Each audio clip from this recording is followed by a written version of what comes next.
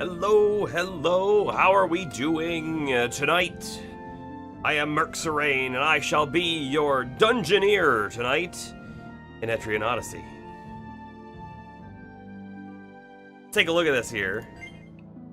We're at a 44-hour save now in this game.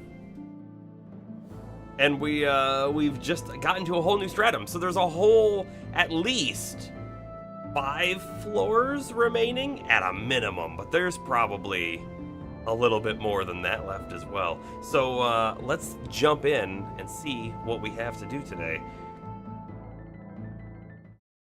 Here we go. I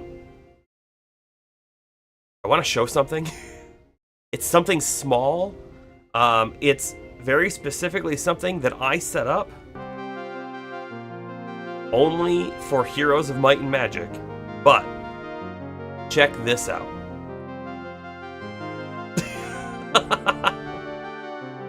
Wasn't that cool? I have learned how to do the basest of animations of any kind of object in OBS. Think of the power. Think of all the different things that could happen.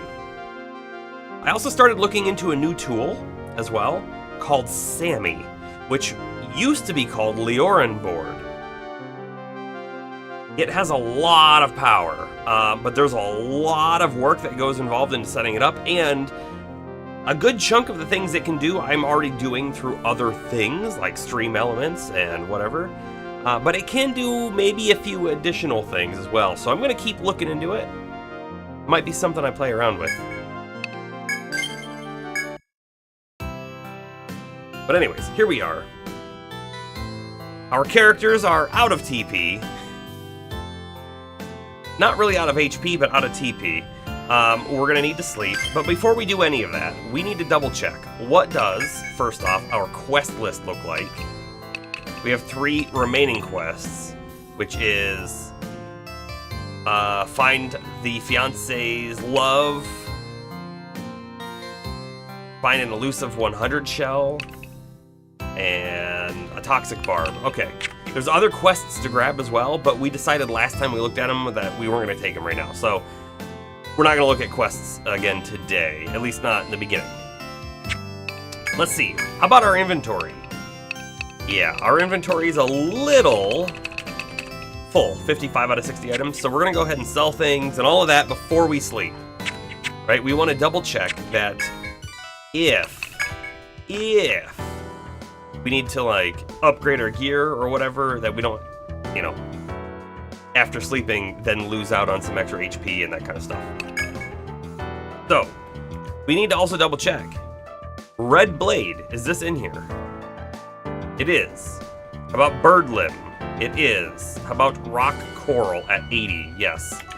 Likely, we didn't find anything new last time, because I'm pretty sure last time was all exploring things we had already been to. And, you know, I have the stream titled right now as Fourth Stratum. However, the very last thing that we did wasn't actually in the Fourth Stratum. We were investigating a quote-unquote secret path that was a path of pain.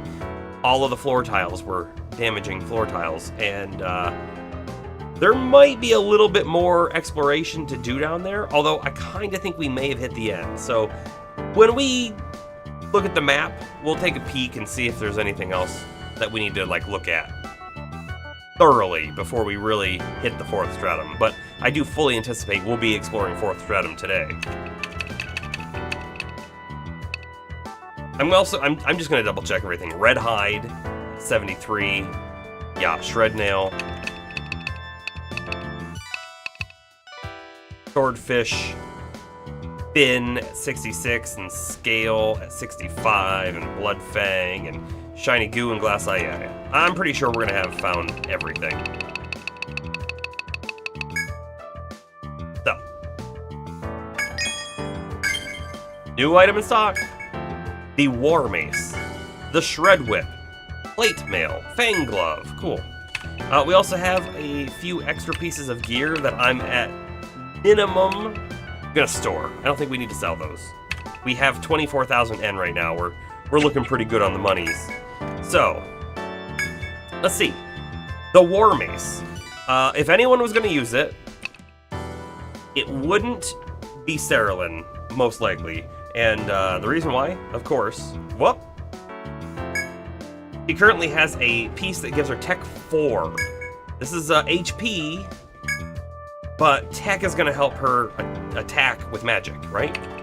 Whereas Merc is also using this Tech 4 piece, but Merc really hits, like, melee quite a bit. He doesn't do a lot of damage, not really at all, but an extra almost 30?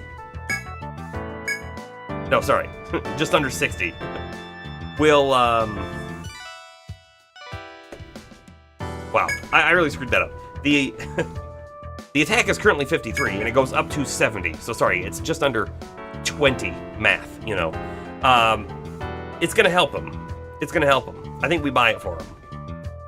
I do want to check. Yeah, look, cost-wise, it's even a lot more expensive, which kind of makes sense. Yeah, please equip that.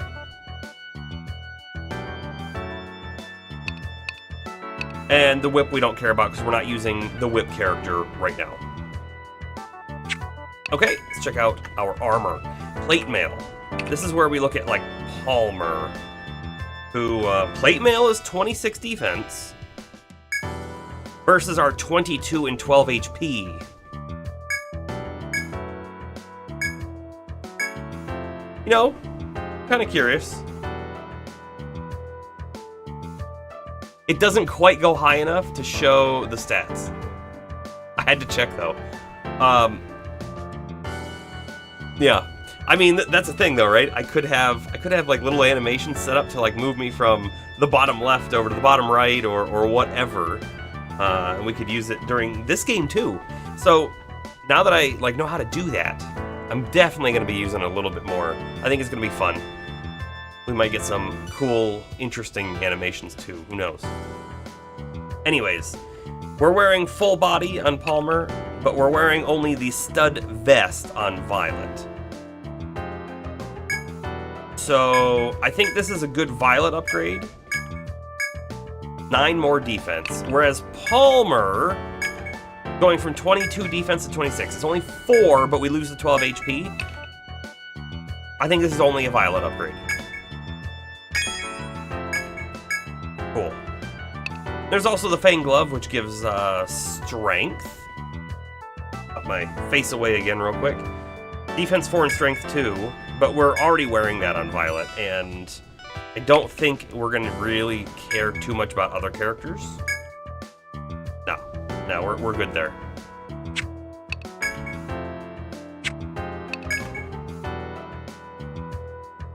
I don't know if we need an Ariadne. Actually, I'm pretty sure we need an Ariadne thread. So there we go. Threaded up. Down to 10 items. Yeah, there's our 1 thread that we just bought. And we're going to store those 4 things.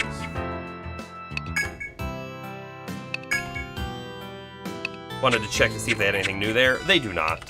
Back to the inn. Whoops. Store, please. We have 50 out of 99 things stored, so we're getting close to that limit. Okay. Great.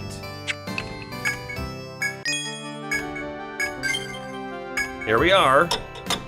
The next day. So it's time to finally enter the labyrinth. Is there a way for me to view the map at all before going in? I don't think so. I don't think that's a thing. Let's double check to see if anyone has any skill points to spend. Nope, everyone is spent. That means we're going in. Sandy Barrens, Fourth Stratum. Yes, please. Like I said, we are going to quickly take a peek at the map. Because we need to check where we had just been. And here's the thing, I don't fully remember where we had just been. But we are looking for a lot of red. A lot of red. We were on the 2nd stratum, at least. That's right, we came through here, if I remember correctly. We ended up in here. Oh, and we came this way, and we went this way, and every single one of these had a MOA in it, which was one of the foes. Not a particularly difficult foe at our current level, but still had one. And then this had some harder foes. I think it might have been the crab enemies. And then we started hitting the red tiles again. And then after we hit the red tiles, we had to go through a big zigzag of red tiles that finally led us up into this room. And apparently I didn't mark these, but these were blue, if I remember correctly. We didn't check the bottom right of this room. We did, however, find a shortcut over here. So this is on the 7th floor, which honestly, if we wanted to get to, is fairly quick. Warp to here, come down through, right? We could get back in there. I just don't know if it's worth it. But that being said, we don't know what's over here. This whole corner is really unexplored. So there could be something more there. And like, think about it, right? We come over at least to the 2nd square off of the right. If there was another set of stairs, right here, another set of stairs could come out and it could go who knows where, which would lead us anywhere else. So there is a good reason to go back there. However, right now, I'm feeling like we check out this room, this area.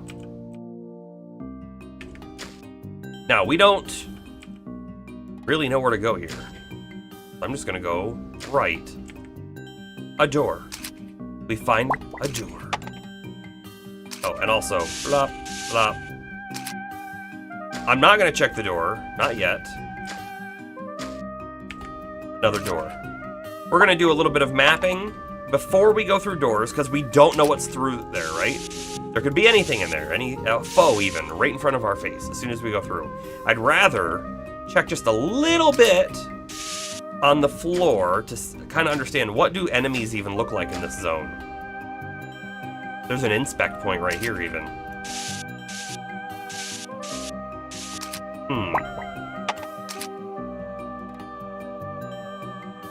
Inspect, we'll see what it is.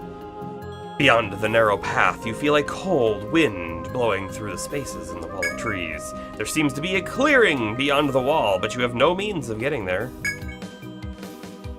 A clearing beyond the wall, but no means of getting there.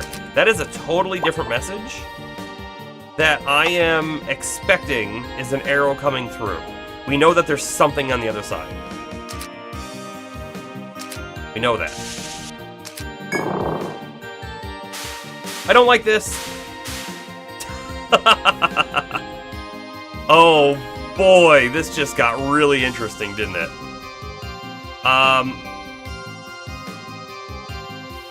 Okay, how are we gonna outline this on the map correctly? So, there is a wall right there, and then there's an open space, and this goes all the way down, so it should look like this. However, let's use yellow to indicate moving sand, and maybe this is also where we use arrows, but this isn't for auto movement. This is just to tell us, like, hey, there is auto movement on that square, right?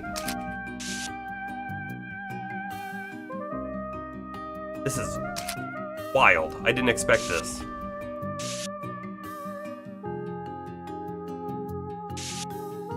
Alright, so we can tell, right, that there's a space in front of us, and then we can see that there's like 3 of those there. Not gonna draw the arrow on it just yet, because I'd like to see how far it actually goes. We can go up. Go up, though. It's not coming back. No easy way coming back, anyways.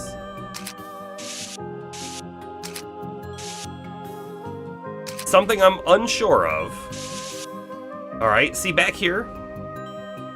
If I had held forward, would we have come up to the bend? Could I have walked off of it up there? I don't know. We just sort of like let it take us.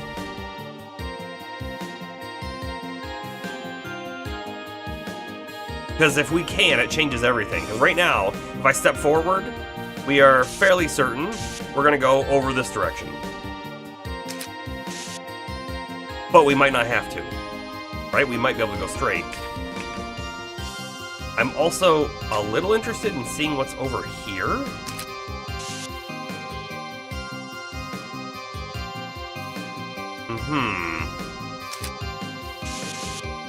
I'm guessing it goes directly in front of that door.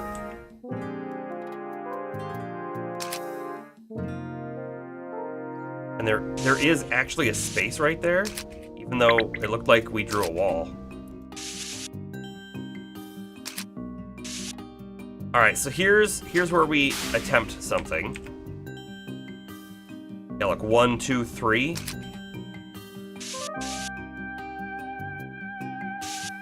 And it should be just like that with the door on the other side. Okay, so the thing that we're going to attempt is I'm gonna walk onto this platform, the moving stand, and I'm gonna hold forward. Nope. Not a thing we can do. Okay, that means there's only one path for us to go right now. One single path.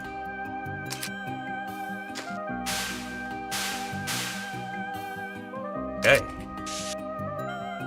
I want to check the wall. Nothing.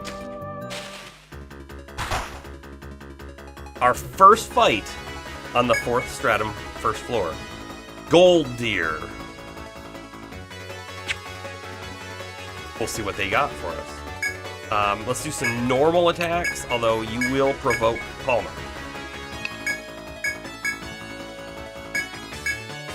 I think I'll use a shelter, because we don't know what to expect.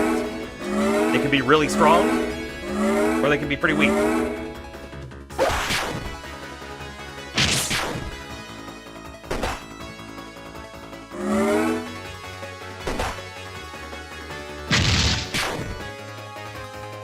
Alright, that did half the damage. Not bad.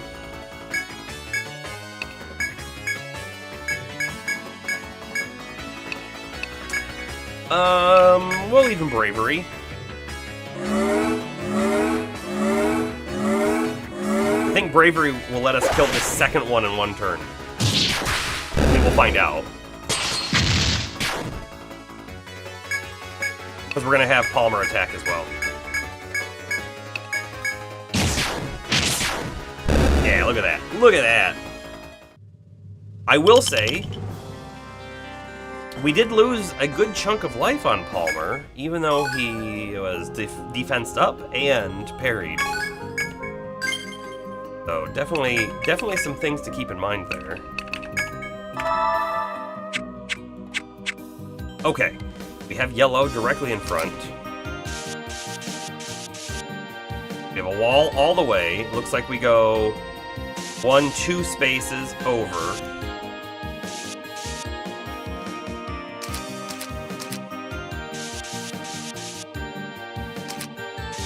This is what it looks like so far. And we have no other options, right? There's no way out of here. Because if we went down, this one forces us up and over, and this one forces us this way. So we don't have any other options. Actually, let's do that too. Here we go.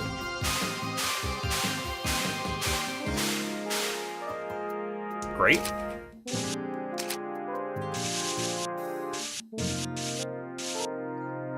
Yeah, that goes all the way.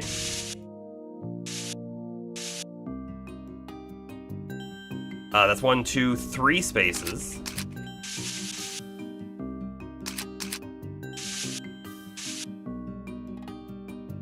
I don't think that goes that far, though. At least like this, right? At least. I know that there's an arrow going this way. Yep. Full wall. Full yellow path. Can I? Yes, I can. I can get the arrow in. Perfect. Oh! Ooh, but now I can't draw any more arrows. Okay, so this is not the best approach to do this then. What does this do? Does that just remove it? It does. Instead, let's use these. Let's use these. We'll just kind of like throw them on the map at the start and the end, and then we'll know for certain where everything goes. Since we have a limit on the other things. That's a little unfortunate. Not majorly, though.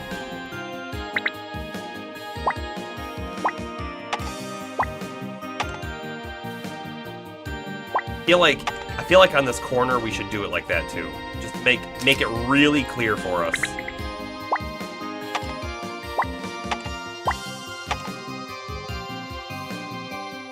And then, I guess I can do this even though we don't know where it starts, because we know it's going that direction.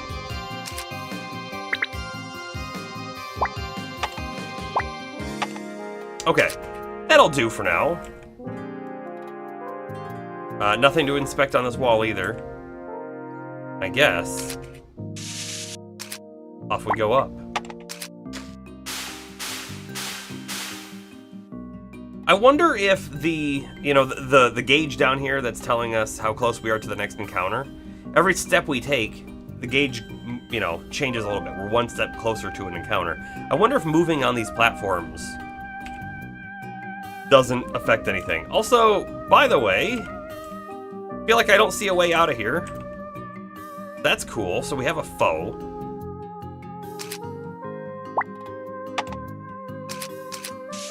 Have a F.O.E. We've got 2 spaces, 1 space. So it looks like this. From what I can tell, I don't think there's any opening on the corner over there either. I have a suspicion, right?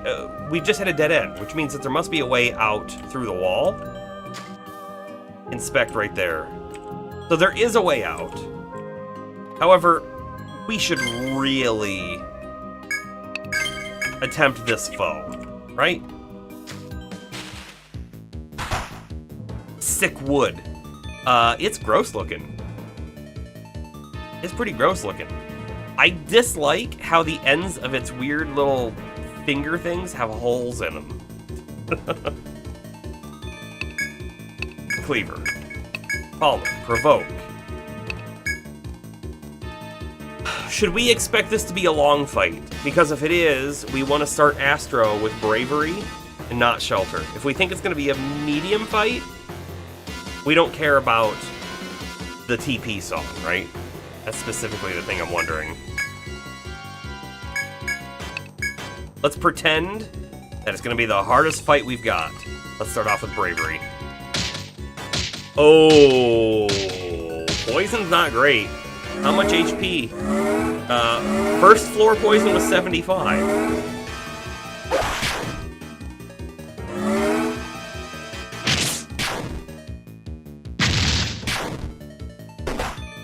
$99. Okay. So Cerulean cannot afford another poison attack. Thankfully, Merc can get rid of it, but Merc can't get rid of it and heal on the same turn. So that's a thing. I guess we parry? We don't know. So far, this thing didn't attack directly. It was just the poison. It's likely going to attack directly this turn. Also, let's try Flame and just see if we do more damage. Refresh. We'll get rid of the poison. And Shelter for defense up. It used Poison Breath again. I wonder if it doesn't have any physical attacks. Which, if that's the case, then Shelter does nothing for us here either.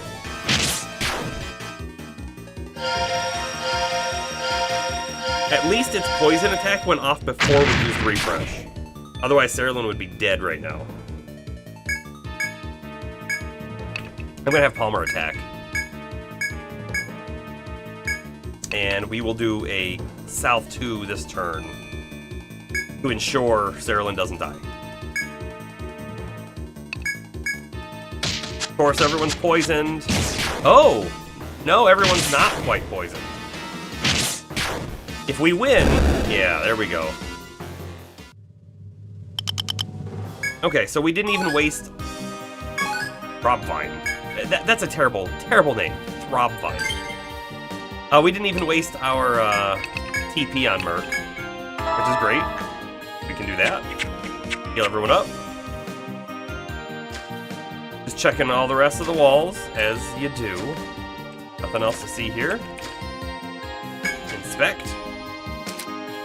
We know for sure it's a one-way.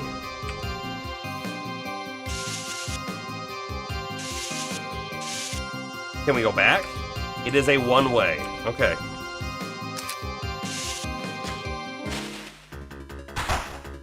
Mantis.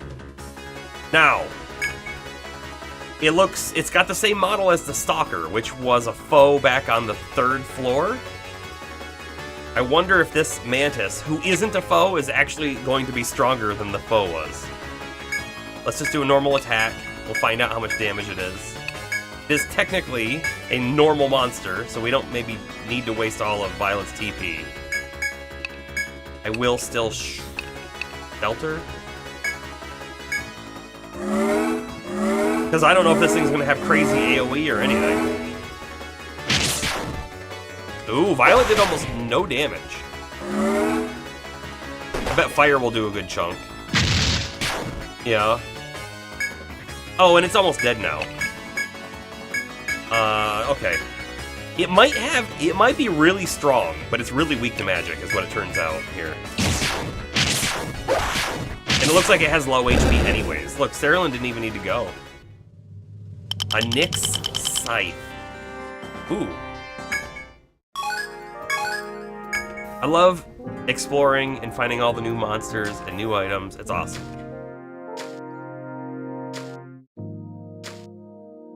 This is a hallway in which we should probably be checking the southern wall. Not the northern wall, because we're at the northern point of the map. But there could always be a secret going south here somewhere. I think we're gonna backtrack and find out.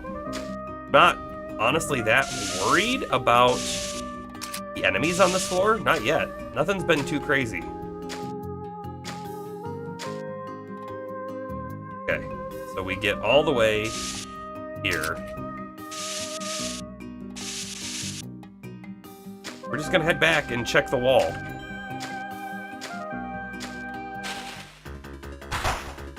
Yeah, another Mantis. I'm not even going to provoke or anything. I don't think I'm even going to use, like, Bravery on Astro, because here's the thing. It's going to die in 2 turns, I think, regardless of Bravery. I don't think we could kill it in 1, because it's really a magic damage thing.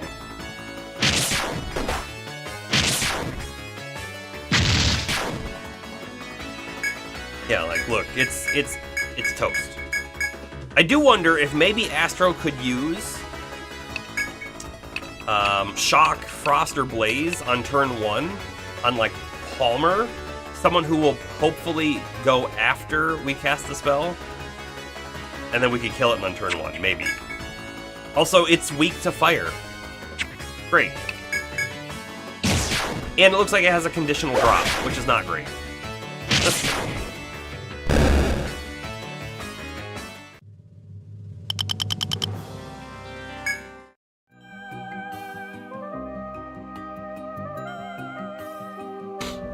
Sorry, I thought I was about to sneeze.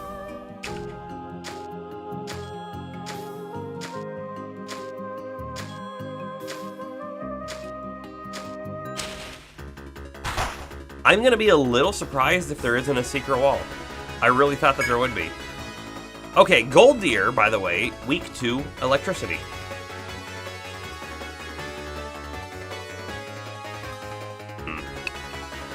And Flame Rat.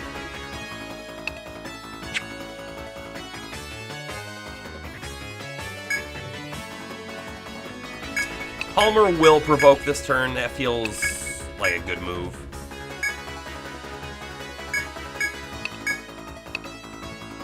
And actually, let's throw Bravery up first. We might not need the shelter.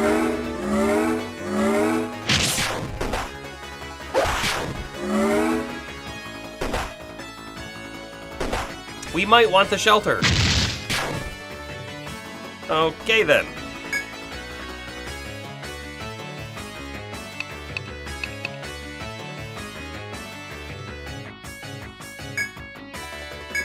We have to parry, or else he will likely die. There's almost no way that fire is a good attack for a Flame Rat, right? Doesn't feel like the right thing. Oh, and Merc, you definitely need to cure Palmer.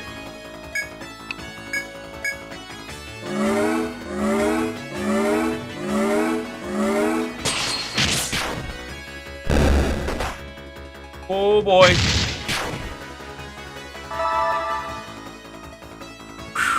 That was close.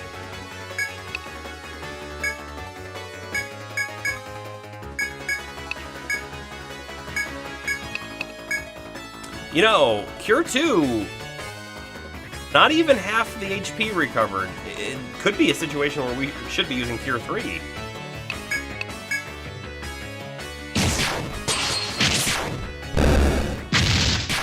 Yeah, fire did nothing to the Flame Rat, and nobody is surprised about that.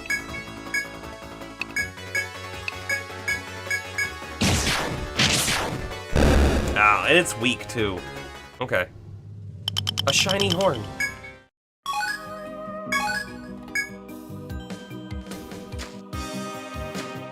Well, if we haven't seen a secret wall now, we're not going to, right? Because we're seeing that there's now the room that we came from. We could check this way, but again, there won't be a secret passage, so we move.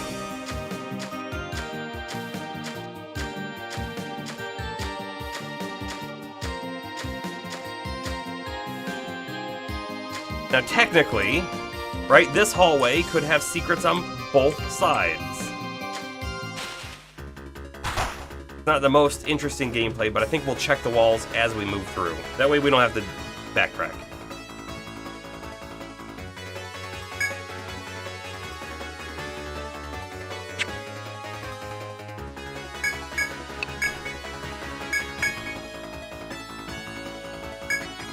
I'm gonna not use Cerulean's Fire on these guys since they are resistant. Instead, I think I'm gonna use Shock on Cerulean.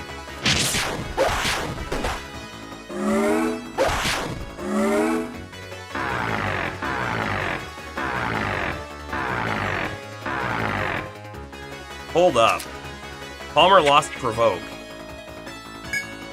And Cerulean, of course. Oh, Cerulean did not lose Shock, though. Okay. You know what? I'm not going to put Provoke back up. Let's see if we can just kill it.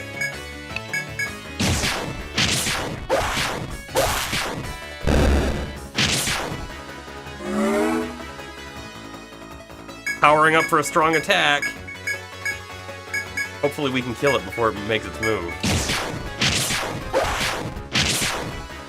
We did. We did. Good job, us. There's a level up too.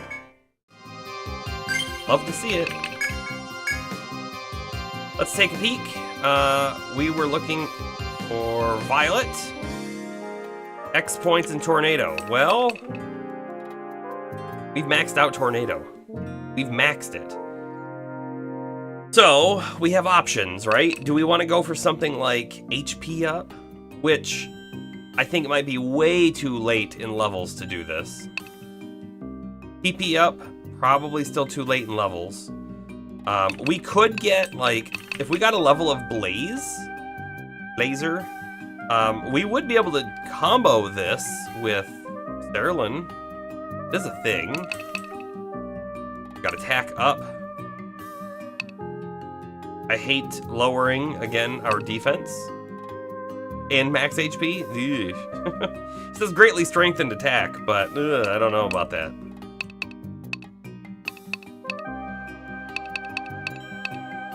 We could also start putting points into axes. We would need 5 points in axes to start putting points into 2-hit, which is just a passive. Normal weapon attacks have a chance of hitting twice. I mean, that's amazing, right? That's amazing.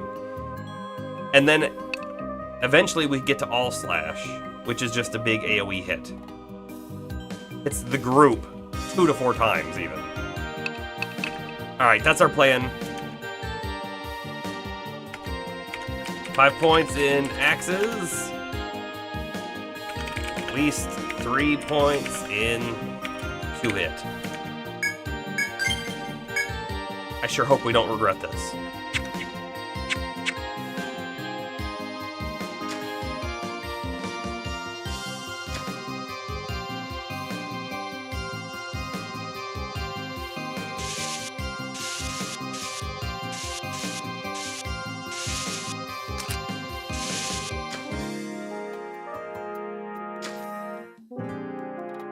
I like the music on this floor. Definitely different. Are there really not going to be any secret walls?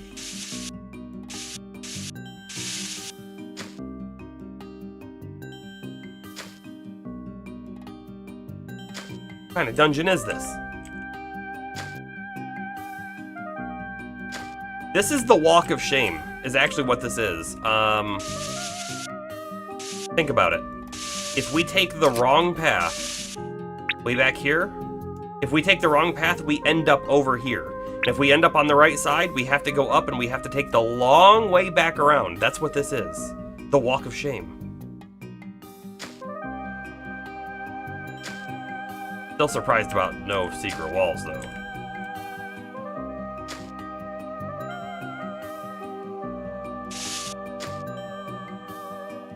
This looks like a dead end, though, and we know it's not going to be. There's the inspect.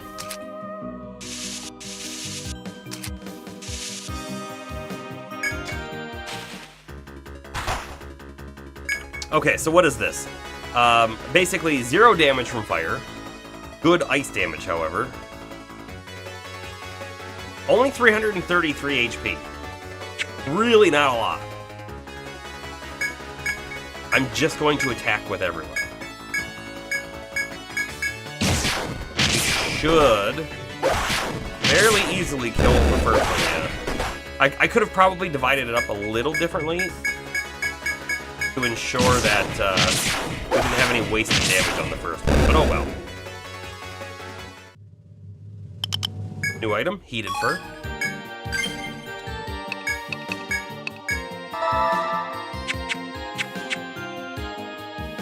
Okay, so we have a door. Double check, there's no way back either. So this is a one-way, which is actually fully what I was expecting. Fully what I was expecting. Now, we should probably check the bottom wall on both of these sides as well. Like a good thing to do. I am worried, quite worried, in fact, that we walk into this door right here, right now, and we get sent on a path that goes all the way across, and we have to take the whole Walk of Shame again. Because it would be like them, right? To put to put a wrong path on the other side of the Walk of Shame. The correct one is going to be one of these other ones for sure. We already know this one's bad. All right, let me do a quick little map here. We can see 4 spaces in front of us. And it does look like that might be a way out, a way up, probably another door. But we'll check that out later. We have to go through this door. Okay. Ooh, it would be cool if there were little shortcuts back into the Walk of Shame path, too.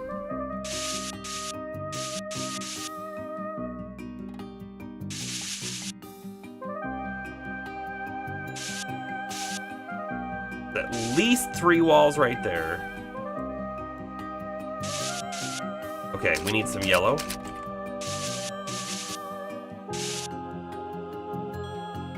Got yellow here. Yeah, for sure. Okay, so we've got arrow here, and then we've got arrow down. We have arrow down and down. And of course, up and up. I don't know that I needed 2 arrows there, but we did it. We did it. Alright, so we only have 1 path, right? We cannot go that way. However, we know that there is blue there and blue there. With a wall here. Here we go. Okay.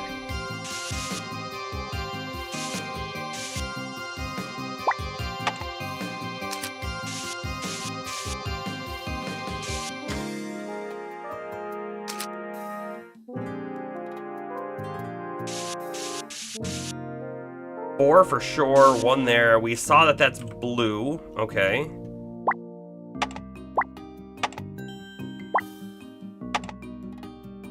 There is a door right there, which is actually what we suspected, right? We mentioned. That's why I didn't draw the wall right across there, because it looked like there was a door. Perfect. That is wall. I'm going to fill this in because I'm pretty sure that's what it looks like. We have never seen that section, but it makes sense for that to look like that. Alright, so we only have one option, and that is move forward.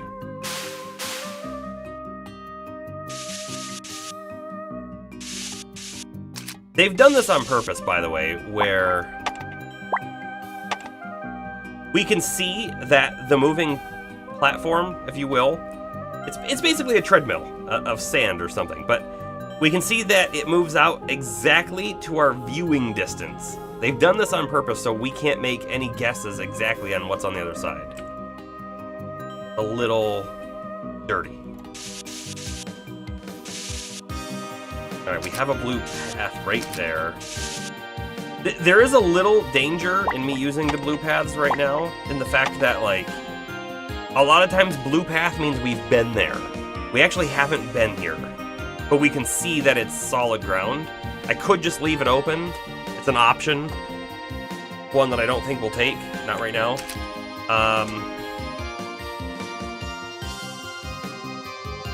I think I want to go up.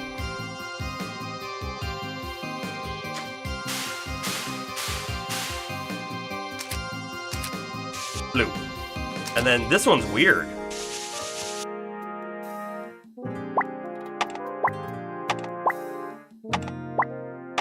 It is weird looking. Alright, we've got 1, 2, 3, 4 for sure. And then it does look like it goes like this. Goes out even further. I can see that sand over there moving.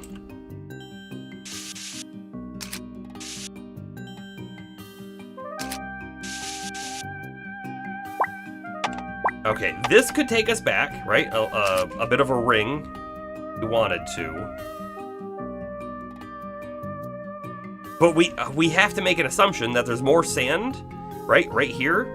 Is it going to be going down or up? So if it's coming down, then we have to go back around the ring. If it's going up, it could be the correct path. Really have no clue. Because again, we can't see, because they've done that on purpose. However, I can tell you that there's going to be a wall there, and it's almost certainly going to do that. Almost certainly. We'll leave it like that. Making little guesses in the dungeon's probably not the smartest move.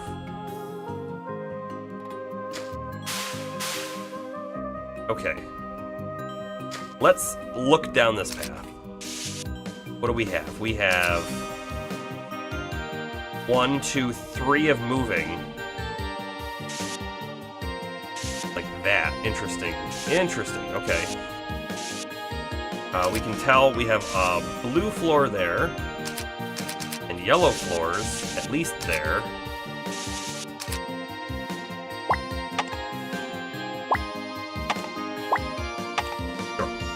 Do that for the moment. And if we go this way, 2 blue. And then, oh, a bunch of blue over there, and it's moving up. Check that out. Okay.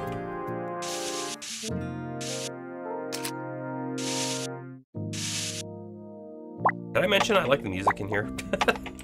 It's very different than the music of the other zones.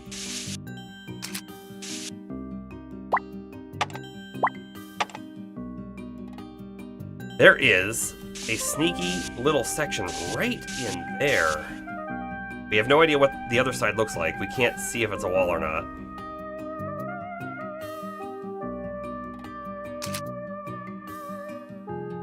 However, when we were down here, we were one step forward and we could tell that there was a wall up there. So that's probably a wall. We just can't tell for certain. So I'm definitely not going to draw that one. What I can tell you is blue wall there, or blue floor there. Let me check. Okay, nothing. Yeah, we have no visibility here either. All we know is it does this.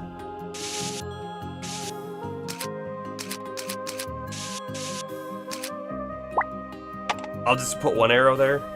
We'll probably have to come around. There is a possibility, right? Let's take a look at our map. There's a possibility that if we had been back here and we went over, that this sand path going up would have stopped here, and there could have been a little tiny room in here, right? With a chest or something. So we'll probably want to go back and check that out. But for now, Well, there's a chest. Like it.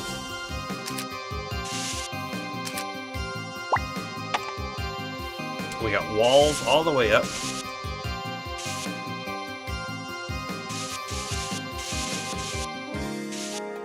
We do have a little bit of walk of shame going on here. Right, because we're going to have to pop back up here and go down, but that's okay. Oh, also there is a wall there for sure. Check out the chest.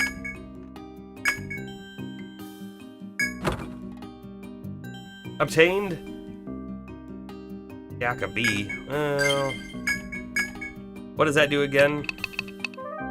Panacea made of boiled star seeds. Removes status ailments. Not amazing. Okay, we have an inspect point there. Just double checking the other walls. Sure. That's almost certainly a one-way path. We checked the whole southern wall.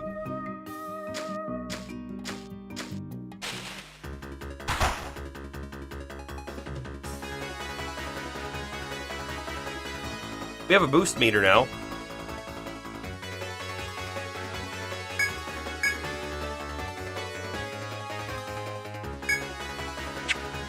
Bummer! You're fully here now. Great. This place is quite interesting. It's very puzzly.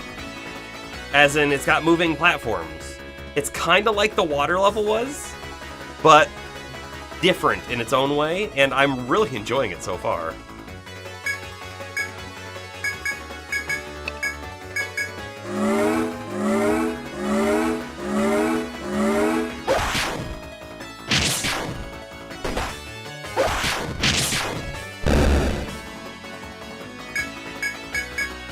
Everyone attack, and this thing dies. Nice.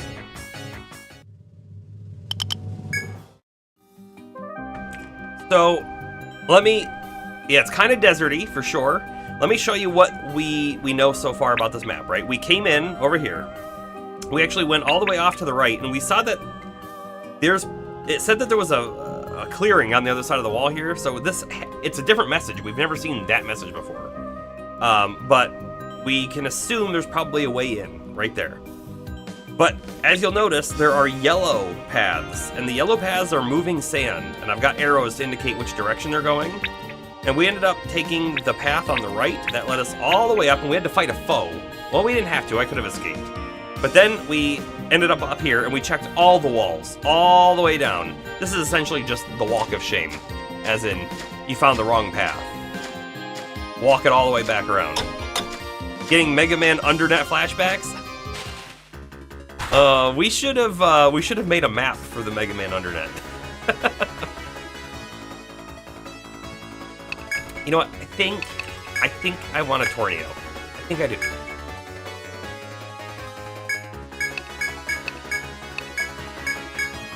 I don't know why. It's gonna take the same amount of turns. I shouldn't have done that. Waste of TP.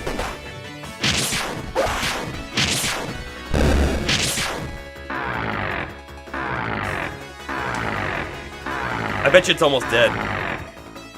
You've been getting a hankering for the next Mega Man game, and I do believe you mean specifically the next Battle Network one, right? Not just any Mega Man, specifically with land.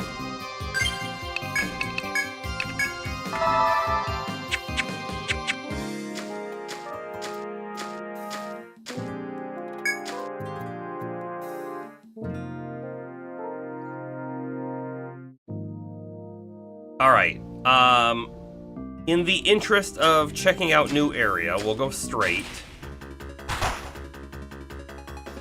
Again, these deer are kind of annoying. Especially because fire doesn't do a whole lot of damage. Yes, Battle Network game on stream. Yeah.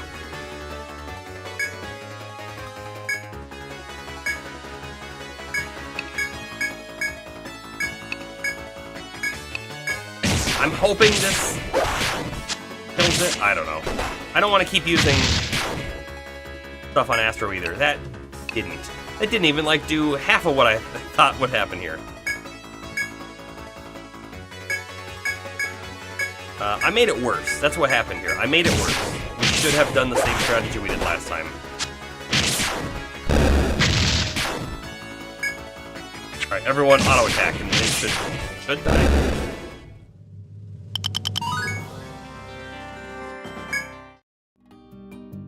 Okay. Get up to there, and yes, we can see that it does resemble like it's gonna do the same thing, but we're gonna go up. We already know we're gonna get spit out onto the sand. Great. And we're gonna go up again, and we're checking the left. This is what we're doing. Okay, so we have an option to go down, which is back around the loop, which is actually what we're gonna do. So, the reason why we came over here is I had to check to make sure that there wasn't a blue platform here with a hole in the wall for treasure. I had to check. Now we know. And now we know. So if I go up, we have to do the whole walk again. So we're not gonna do that. That's a no-go.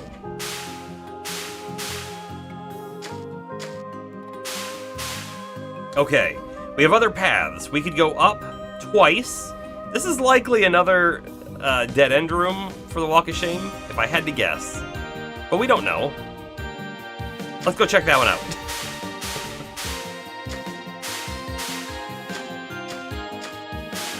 There's a foe!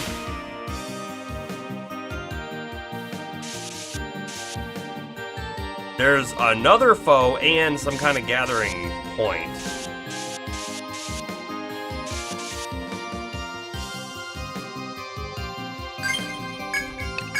Quick save. Let's see what it is. It's probably the same thing we fought already once.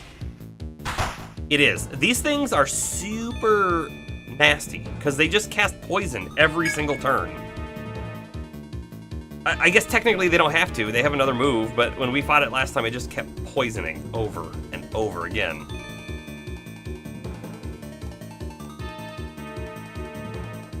Okay.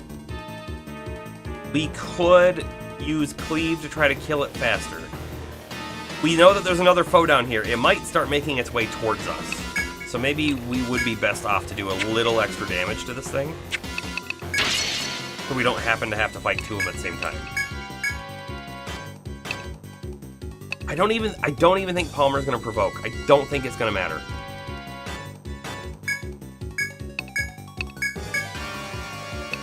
I think we do queue up the refresh, and Astro queues up Bravery, so we do more damage. Now, we could also cast Fire on someone. We know it's weak to fire. We start with Bravery, though.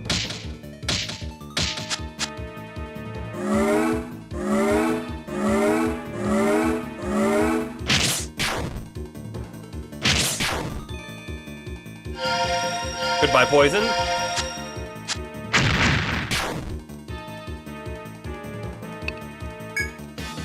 Okay, that's most of its life. You know what? In fact, let's do a boosted attack from Palmer as well. I think I just keep like preemptively using refresh.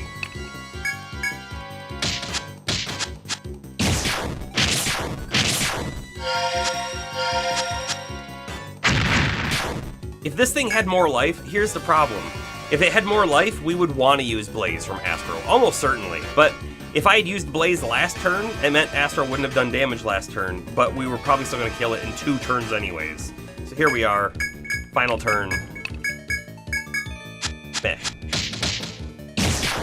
And it's dead.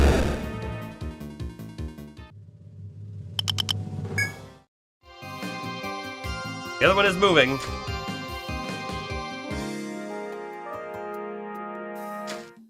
What do we think this is? It's a mining point. Okay. Mining point. Let's do the mine. Steel chip. That's new. Hard shard.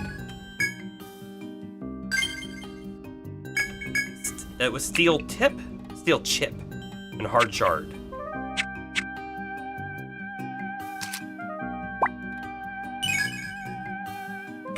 Steel chip, hard shard.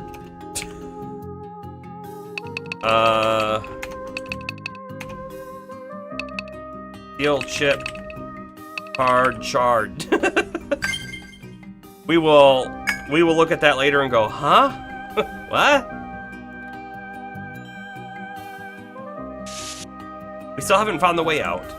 And I want to check the bottom wall as well, and I think we probably need to engage this guy. Probably another tree. Yeah, another tree.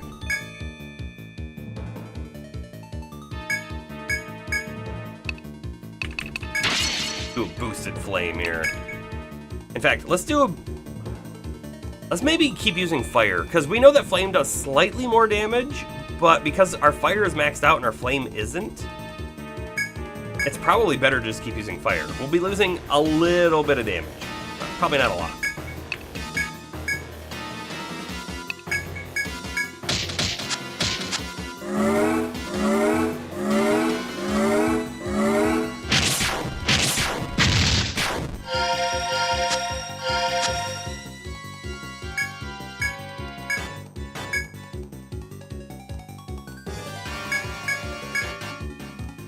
I'm gonna use Blaze on someone.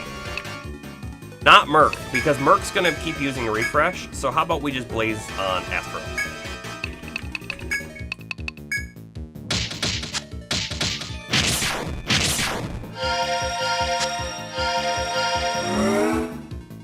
So something I'm not sure of, right, is if we were poisoned and we didn't get rid of the poison, would it use its other attack?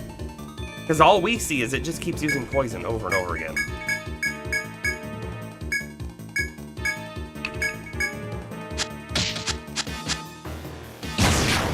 Ooh, 307.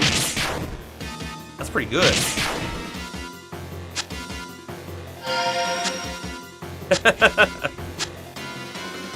Your daughter says, only use Blaze on your enemies. Well,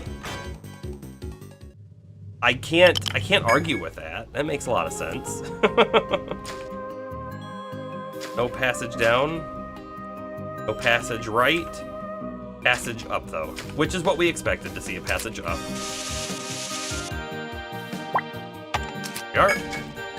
Now we take the long walk back.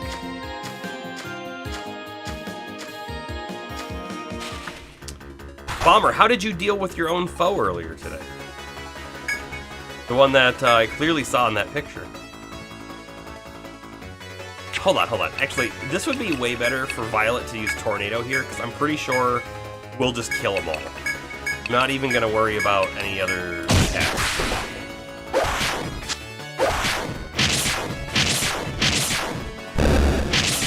Well, the middle one lived. Not for long, though.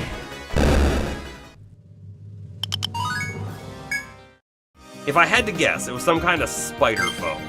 If I had to guess. Oh, level up. Let's see. It was on Cerulean, and we have one on Merc. Okay. Cerulean's level up plan. We're doing full fire, and you know what? We had decided that we were going to max out, so let's actually put this down here. Let's just say max out Inferno, then Flame. Okay, Inferno up. Merc. What were we doing with Merc? At least one more of Salve 2 and 2 more Refresh. Well, we got the 2 more Refresh. We did. So we might just continue with Salve 2. We could do Cure 3 and get that really lowered on the TP cost, as you can just barely see right there.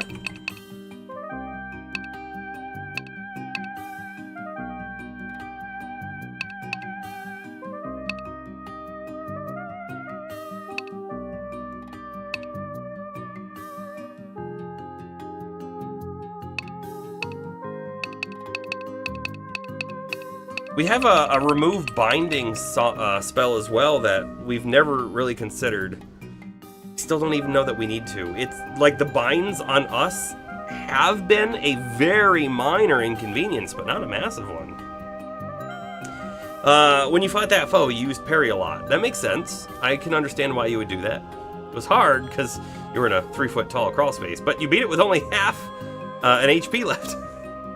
I see your Master Aegis kicked in.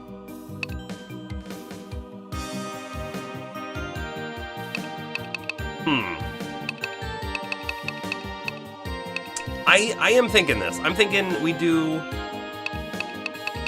a little bit more into Salve 2 to get it to go off sooner, right? The more points we put, the faster in combat it goes off, which might save someone's life. We could think about taking this up to level 5 and then getting Cure up to 3, for Salve up to 3, for Immunize up to 3, the lot, so that we could get into CPR. But it is still a spell that you have to cast, and it's a lot of TP. But who knows, right? The final boss or something might be super important for her. We really don't know. We won't know. Alright, one more in Salve. And just to double check, Astro does not have a point. Okay.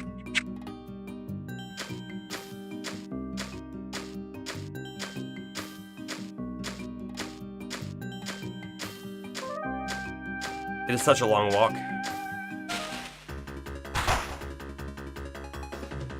I don't want to use up our TP on these guys. I don't think I want to use anyone's TP up on these. The only thing I might do is on Astro. How many turns are we going to be fighting this? Just 3 turns, I think, and we win. Which only means 2 turns for the TP regen, so it's probably not worth it. I'm gonna double check though. Peace Ballad costs 6. I don't even know that Astro would get 6 back.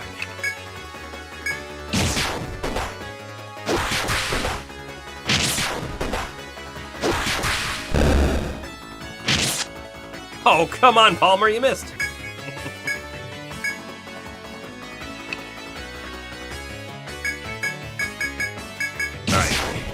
Let's go.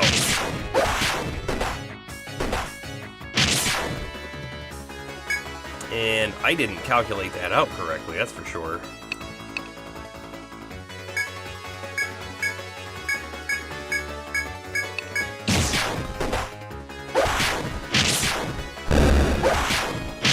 We're living a little dangerously here. But I think we got it. Ooh, a Fire Tail, that sounds new. Sure was.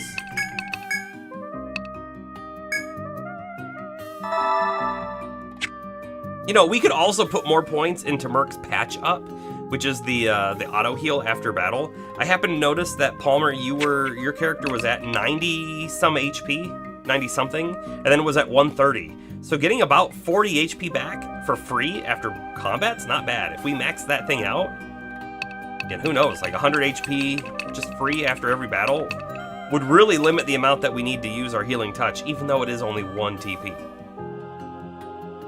An option. Let's see. Palmer skill plan. Max Aegis, take parry. I'm pretty sure we've done both of those. Max Aegis, parry, level up as well. We've done it. We've done it. We could put more points into Cure 2. I don't love it. We could work on trying to get to Fortify or On Guard, which is chance of automatically blocking an attack. I mean, that's amazing. It just requires 7 levels of Shield Mastery, which isn't great. But maybe we do it. Maybe we finally start investing in Shield Mastery. I have no idea what the maximum level is. I don't know what kind of level we can expect to get our character to. So this could be a waste of points, but here we go. We're gonna do Shield Mastery. We did get Front Guard and Rear Guard now as well. You could think about unlocking this, right? Take damage in the backline's place. I don't think we would need to worry about the front line, but the backline might be worth it.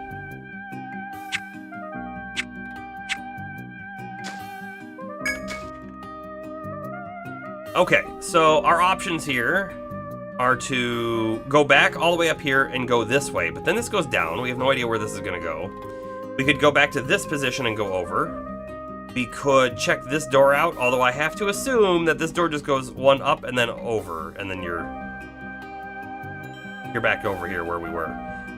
There's also this door, which we don't know what this does, but it might just come up and over. So I think we fully check out this first door here, and then we'll know for certain what it looks like.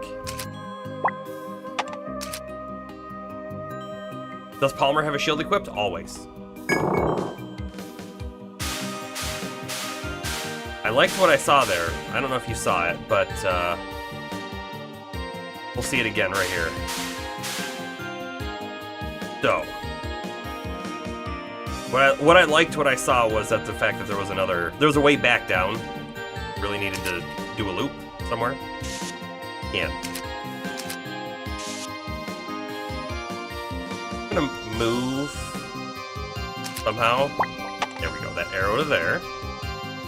We got blue here. We got ball going up this way. Nope, not quite.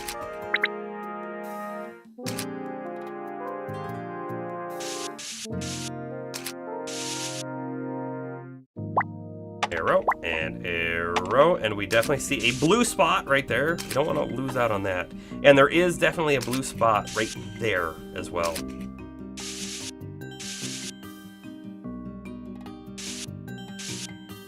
Goes like that. Have a wall here with a blue spot here and yellow spots here, and moves down. Okay. There's definitely yellow looking sand right there. I can't quite tell which direction it's moving from here, though. I think we've got blue spot right there. Okay. Looking good on the map. However, we gotta do a little bit of a loop.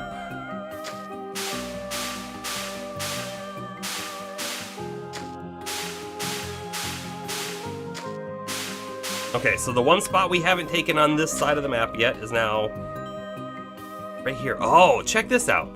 Right here, there is definitely a little hall. And there's definitely a way to get up here. And so that's kind of why I thought there was going to be a secret wall right here. We didn't find one, though. Anyways.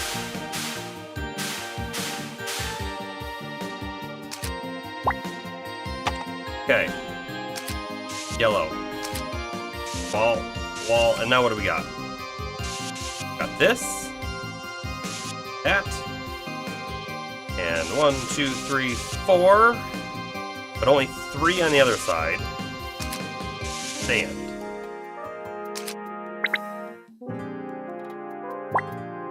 Towards us. Coming towards us. Blue. And I think I see blue right there, too. I think so. Anyways, we have no option to go that way. Single tile. Phalanx! Back to Etrian Odyssey. Yes. Yep. It is one of the core games in our rotation right now. And I'm loving it. Love everything about it. Alright. If we go down, we were just down. So instead, we should go straight, because we have not been over this way at all. But anyways, how are you doing tonight, Phalanx? How you doing? Alright, we can see that there's 1, 2, 3 walls here. That lines up perfect, doesn't it? Oh, however, this we marked as blue, but it doesn't look to be blue anymore now, does it? 1, 2, 3, 4, and it definitely goes around that way. Get those arrows in.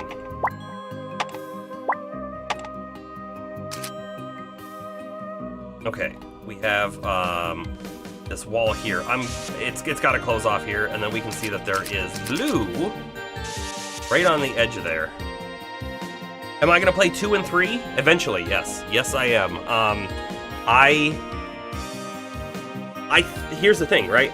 We've talked about this before. I've never played Etrian Odyssey before this HD version, and I'm really enjoying it. I think the gameplay is just super fun. The map making. I love maps just in general, so like making the maps is so much fun for me, on top of a fairly decent JRPG combat system, right? I liked it so much more than I thought I was going to, and I thought I was going to like it. So we're absolutely playing 2 and 3 after this, and then There are more games after 2 and 3. I happen to have them right now in the HD collection. But if we get through all of them, which is going to take a while, because we're not going to go directly from 1 into 2 and into 3, but if we get through them all, I will absolutely look at figuring out how to play the other ones if we need to emulate or whatever. Also, Astro hath arrived! Welcome, welcome. Maybe I'm the perfect guy to play Wizardry, the 5 ordeals. Hey, I know that, like, the blobber genre really started with Wizardry, right? So, maybe we should throw that on the list. I will say, we do, at this moment, have on the list of games to play, Might and Magic 4 and Might and Magic 6. So here's my plan, right? We complete this game, and then we're gonna go into another blobber. And it's gonna be one of the Might and Magic games, 4 or 6. And what we'll do is we'll probably do a full stream of 4, and then a full stream of 6, or vice versa. And we'll find out which one we want to continue with, and then we'll continue from there. No, you saw us playing Heroes of Might and Magic 3. So, right, a different kind of game. Right?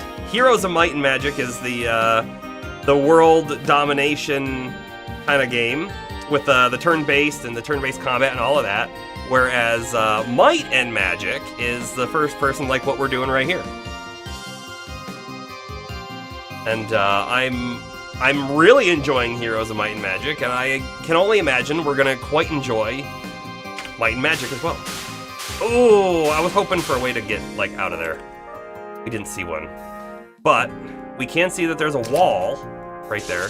And by the way, when we play Might and Magic, okay, I have this in my head already.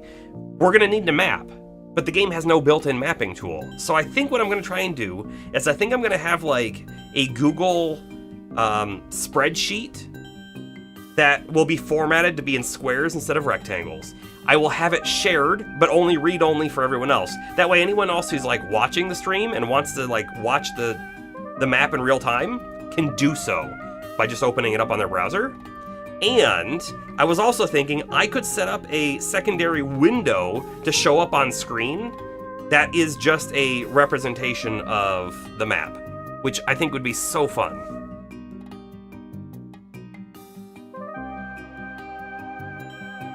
All right, we move this way and up, and we go this way and over. We see that there are 2 stand spots in front of us, at a minimum, right? I think it does this. I really think it does this, so I'm gonna kind of leave that open. We need our arrows. Wrong arrow. And I'll move this one if this ends up being long, but at the moment we can't tell. What I can tell is it goes out 2 more that direction. Here we go. A hand-drawn map with a down-facing camera. We could do that too. So, okay, hold on. If you remember, right, Bomber remembers, we did a stream where I was building a Gundam model set, right? And I have an old, kind of really cheap camera that I used, and it worked, but it wasn't great. But it worked, it was okay, but it wasn't good enough to want to do it again. I now have, another camera. My old camera that we just swapped away from. I could set that up to be up, and we could have a desk cam with my map. It's another option.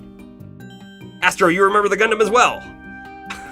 I couldn't remember how many people joined that stream, because I didn't think it was very many. I honestly felt like, while I enjoyed doing the model on stream, I felt like the stream itself was not a very good stream.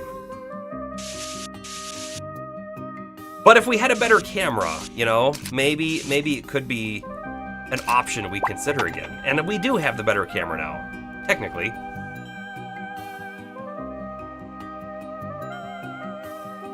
All right, what do we got? We got sand. We got movement. We got walls. Here's the thing, right? I feel like I don't want to explore over this way any further. Not yet. Kind of really thinking like, let's stay to the left. We've already explored a lot of the left side, so let's keep checking the left side and we'll keep making our way further right, if that makes sense. But before that, let's at least map what we can see and fight the things we fight.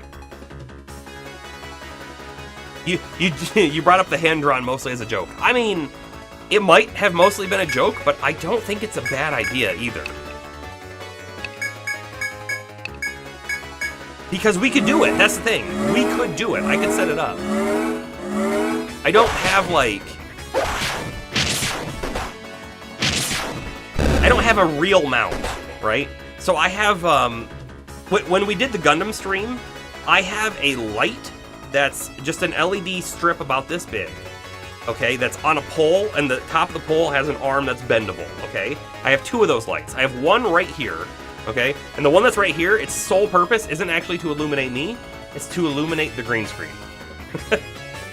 And then I had a second one that wasn't being used, and I had that set up over here, and that was pointed straight down, so we would have good light on the Gundam model, and I actually attached the old camera. The old camera is still attached. It's right there. I had that thing attached with zip ties, which is very professional looking. But now I'm actually using that extra light because when we got the new camera and it doesn't have the light on it, we said weird shadows, right? But the old camera has a light on it, so I don't even think we need to do that. So we could totally do a hand-drawn map as well. I mean, it's options. We have options.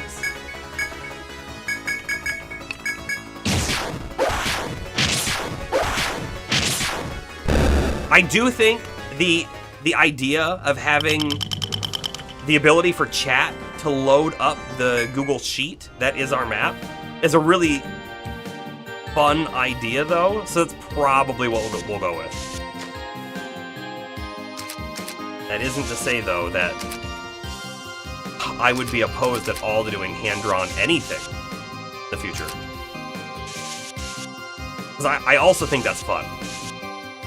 I've watched quite a few streams, honestly, where the person is playing like a puzzle game, and they're taking notes just on their notebook, and they have a note camera.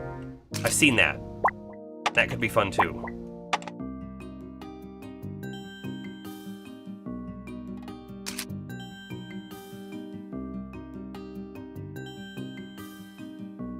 It looks like there's another blue spot right there. I'm gonna mark it. We know that there's more blue spots up. Okay. We got wall. Got a double wall. And then we have a junction.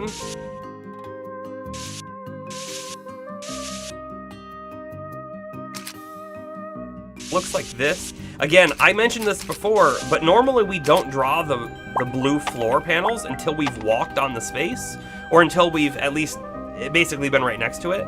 And I'm drawing it now, which kind of makes it look like we've been there before. It's a little confusing.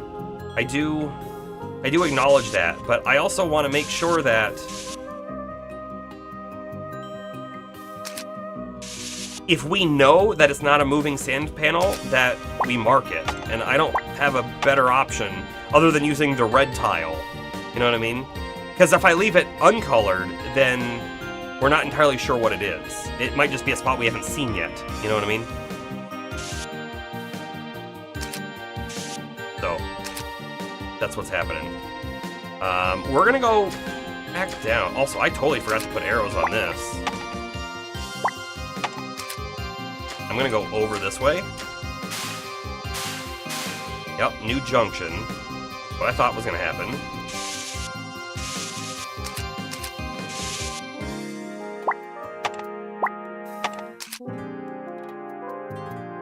Okay, this links over to where we've been before.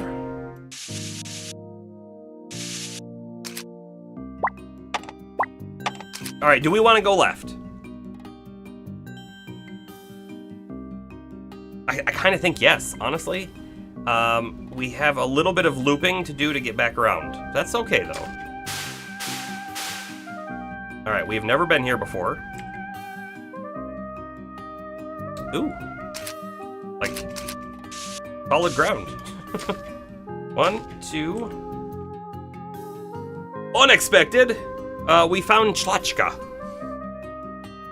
I should really look at how to say her name again. Like I mentioned before, it is Irish.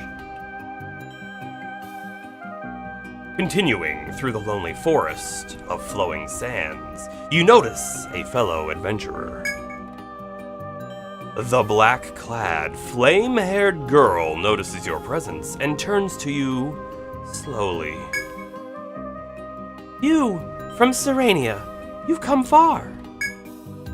You wonder how the quiet, wide-eyed girl with the small voice came to be here. You consider whether you should ask the shy girl or leave her to her own devices. Ask her? I think yes. We know, like, how'd you get here is a fine question, I think, to ask her. We also know that she is not a child. She is not a weakling. She and Ren, right, were, maybe still are, the two strongest people who come down in the labyrinth, right? They were going further than anyone else had before. We could potentially be stronger than them now, but we don't know that. You ask the hexer, Chlachka, what has brought her to these sandy vales. In answer, the girl's gaze shifts to the flowing sands. I've waited here alone for you. I pass the time by listening to the sand. The flame-haired girl fixes you with her powerful, unnerving stare. Astro says, why does she have a Yu-Gi-Oh eye? That's because she believes in the heart of the cards. I'm worried for Ren. She's bound too much to her past. It will crush her someday. Someone must expose the truth of the labyrinth before that happens. The girl's hand emerges silently from her cloak, holding a small golden bell. This is the cursed bell of my kind. May it aid in your journey from here on. By the way, it sounds like we've just unlocked the Hexer. 45 hours into the game.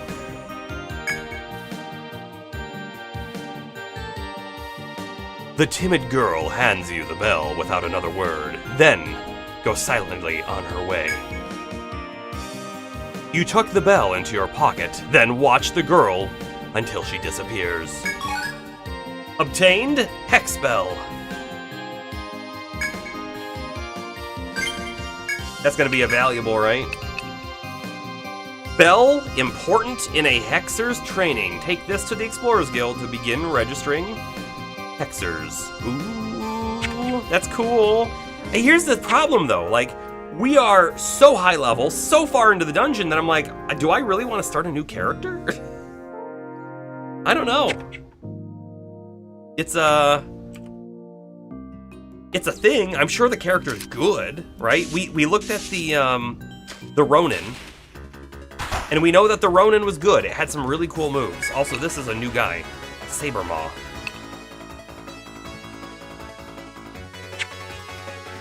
I think we have everyone attack the left except Cerulean goes after Sabermaw.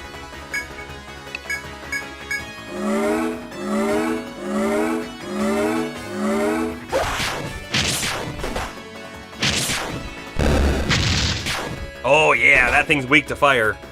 Also, Violet is weak to giant fangs, I think. Violet's at 92 HP. 92. We're gonna find out how much she gets back. 118. So actually, Palmer, I think, got way more HP back than Violet did. Specifically from Merc's passive ability.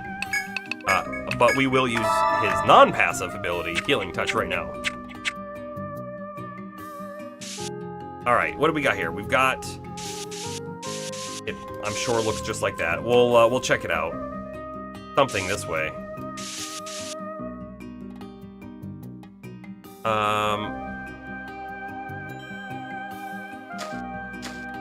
Yeah, okay, that's what I expected to see, just a way back in.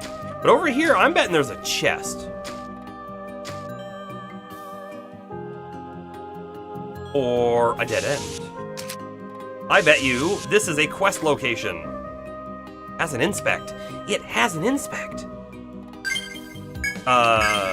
We're gonna do a quick save, because I know in one point we have done an inspect and then had a horde of monsters attack us, one after the other.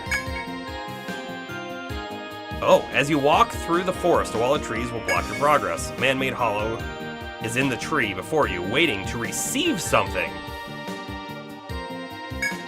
You remember the stone tablet dropped by the mysterious shadow not long ago. Perhaps it would fit here. You resolve to fetch it from Radha Hall's storage. We just found a thing. Stone tablet hole. Space. I don't know. Just stone tablet. That's a secret if I've ever seen one. I mean, who knows? Maybe we have to find it, but I wasn't expecting to. That's for sure.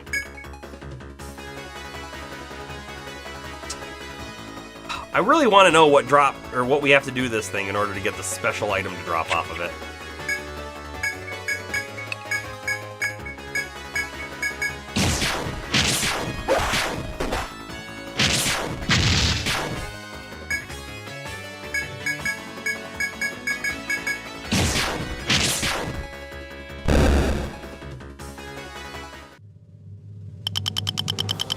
The broken eye, that's a new item. But by the way, right, so with the new camera came a whole lot of different settings, okay? And it meant that, like, I noticed that there was just around me a sort of green glow because of the green screen, but the way that the chroma key works to remove it. So, like, I had to adjust the settings, and I was actually able to pull the strength, if you will, of the chroma key down. But I'm fairly certain in the past, this here never green screened before, but I'm noticing it green screens when I tilt it.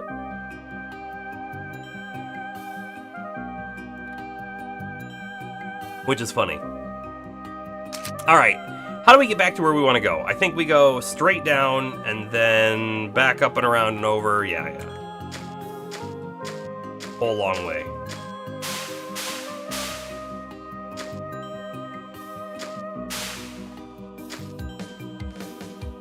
And then we could go down and over. Let's actually do that. So we've been here before, but we've never gone this way. And now I hate it. Because we've just locked ourselves into the super long path. Okay. It's happened. It's alright. We'll deal with it. We'll deal with it.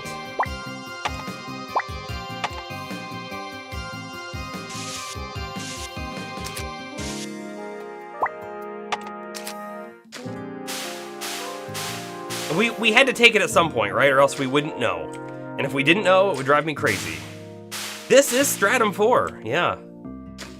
James, if you just walked in, we just unlocked the Hexer class. And we now have to take the really long walk of shame all the way back around because we took the wrong path.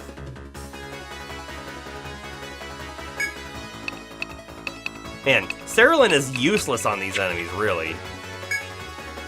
Kind of unfortunate. I'm gonna have her attack the stupid fire rat, though. You dislike the walk of shame? Well, it does have the added bonus of giving us XP.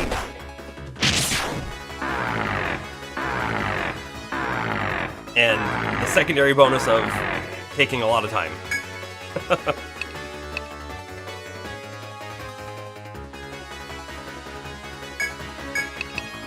I think Cerulean and Merc together should be able to kill that thing. We'll find out. Yeah, Merc did. Nice. And then everyone just auto-attack.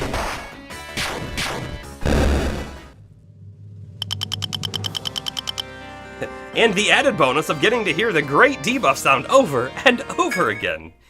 Yeah. Yeah. I do hope, right, that they changed it up a little bit in the later games. All it needs to do, right? All it needs to do is it needs to go, let's pretend it's the Mantis. Mantis casts defense down, or whatever. And then it goes, once, and then it just quickly pops up and tells us if each person was affected by it. I don't need an animation or a sound effect for each one, you know what I mean?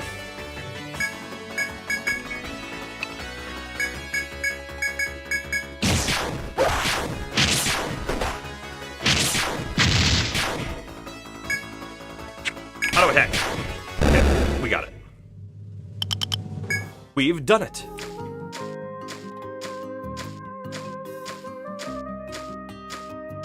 We have a pretty big choice to make coming up, by the way. The choice that we have to make coming up is which path we take. Because if we choose the wrong one, we might have to go all the way up and around again. If we choose the right one, well, then we're going to be like, well, what's down the other path? Is there a treasure chest? So I guess it doesn't matter which choice we make. We're going to be slightly disappointed either way. The unfortunate truth of the matter.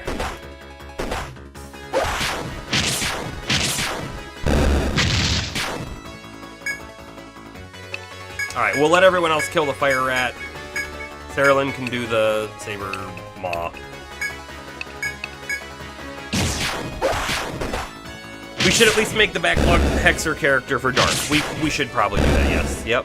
Because that was the character. Oh! Fire tail and white skin, I think, are both new. No, just the white skin was. Okay. Hey, I'm all for new items.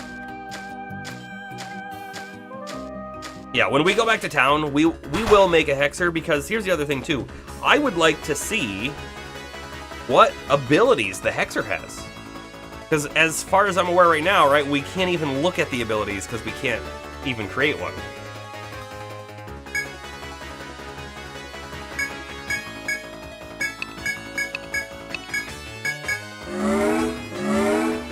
We have used more songs on Astro on this floor than we have anywhere else. Violet's in trouble.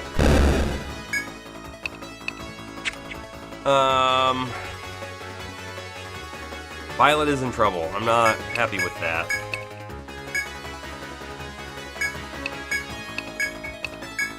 We'll throw a Cure 2 on her.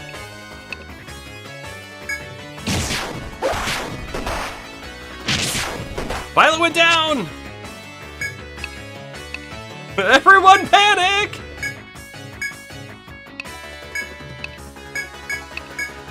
Okay, it's not that big of a deal. Merc has TP. I just like the sound of your voice. Yeah, it's true.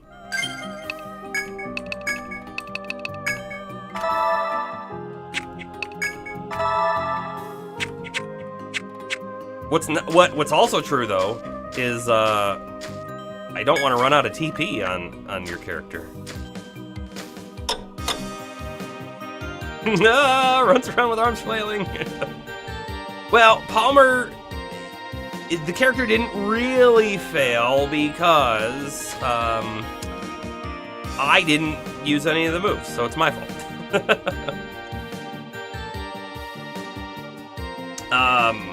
Let's see. And yeah, we basically needed a Dark Ranger for that boss. There may be a time when we need a Ronin or a Hexer for a boss. I mean, it's possible, yeah. It's possible.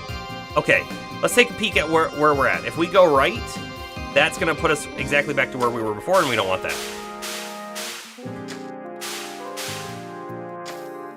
So if we go this way, which we have to, come back out around over here, do a little tiny loop. Okay, and now, this is where we went last time, and we went south and then east, and that's a bad spot, if you will.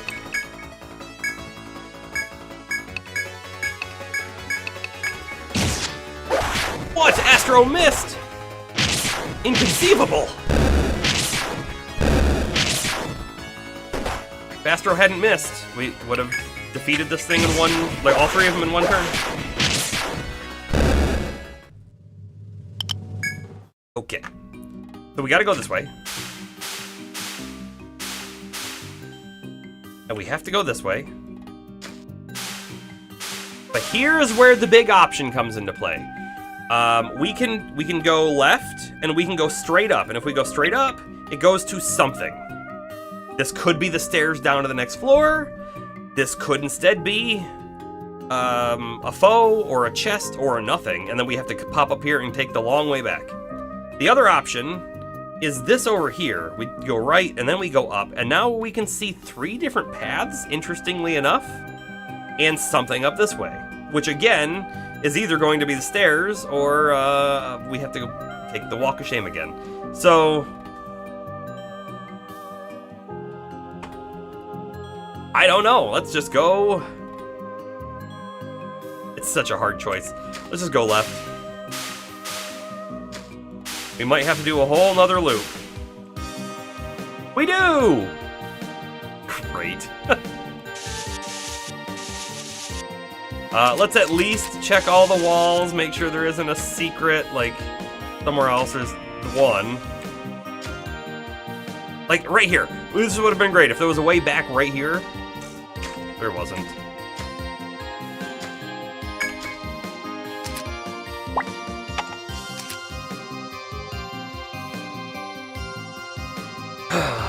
Okay, here's a question, right? Do we want to run back to town right now? Nah. Let's at least see what's down the other path. We have to.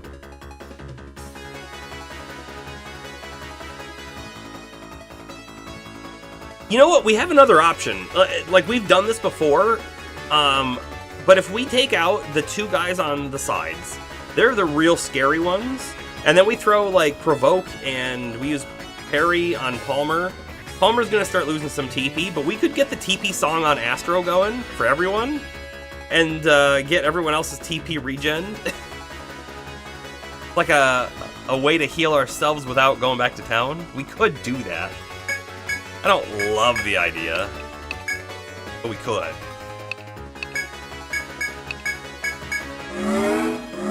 I do think, though, that once we run out of TP on Astro, we gotta leave.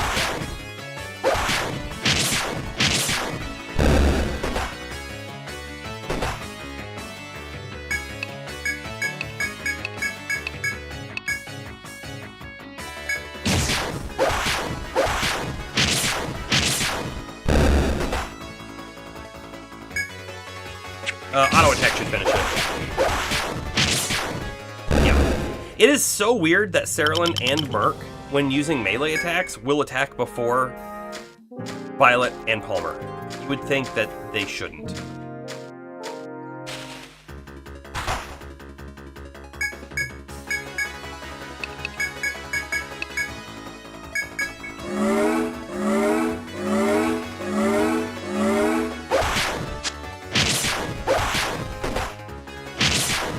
How much XP does this particular fight give us? Ooh. Defense down.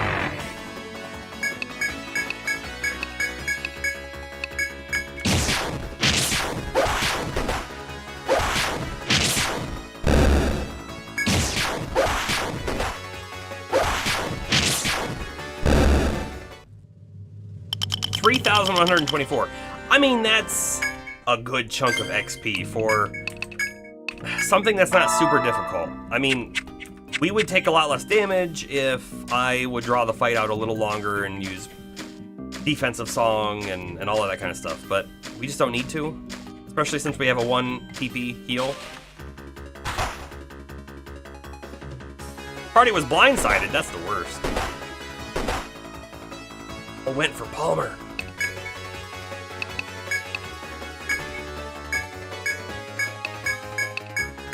Hey, Astro, don't miss.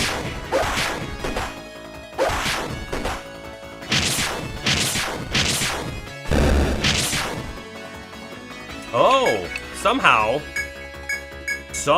they didn't die. Okay. Okay, we got it.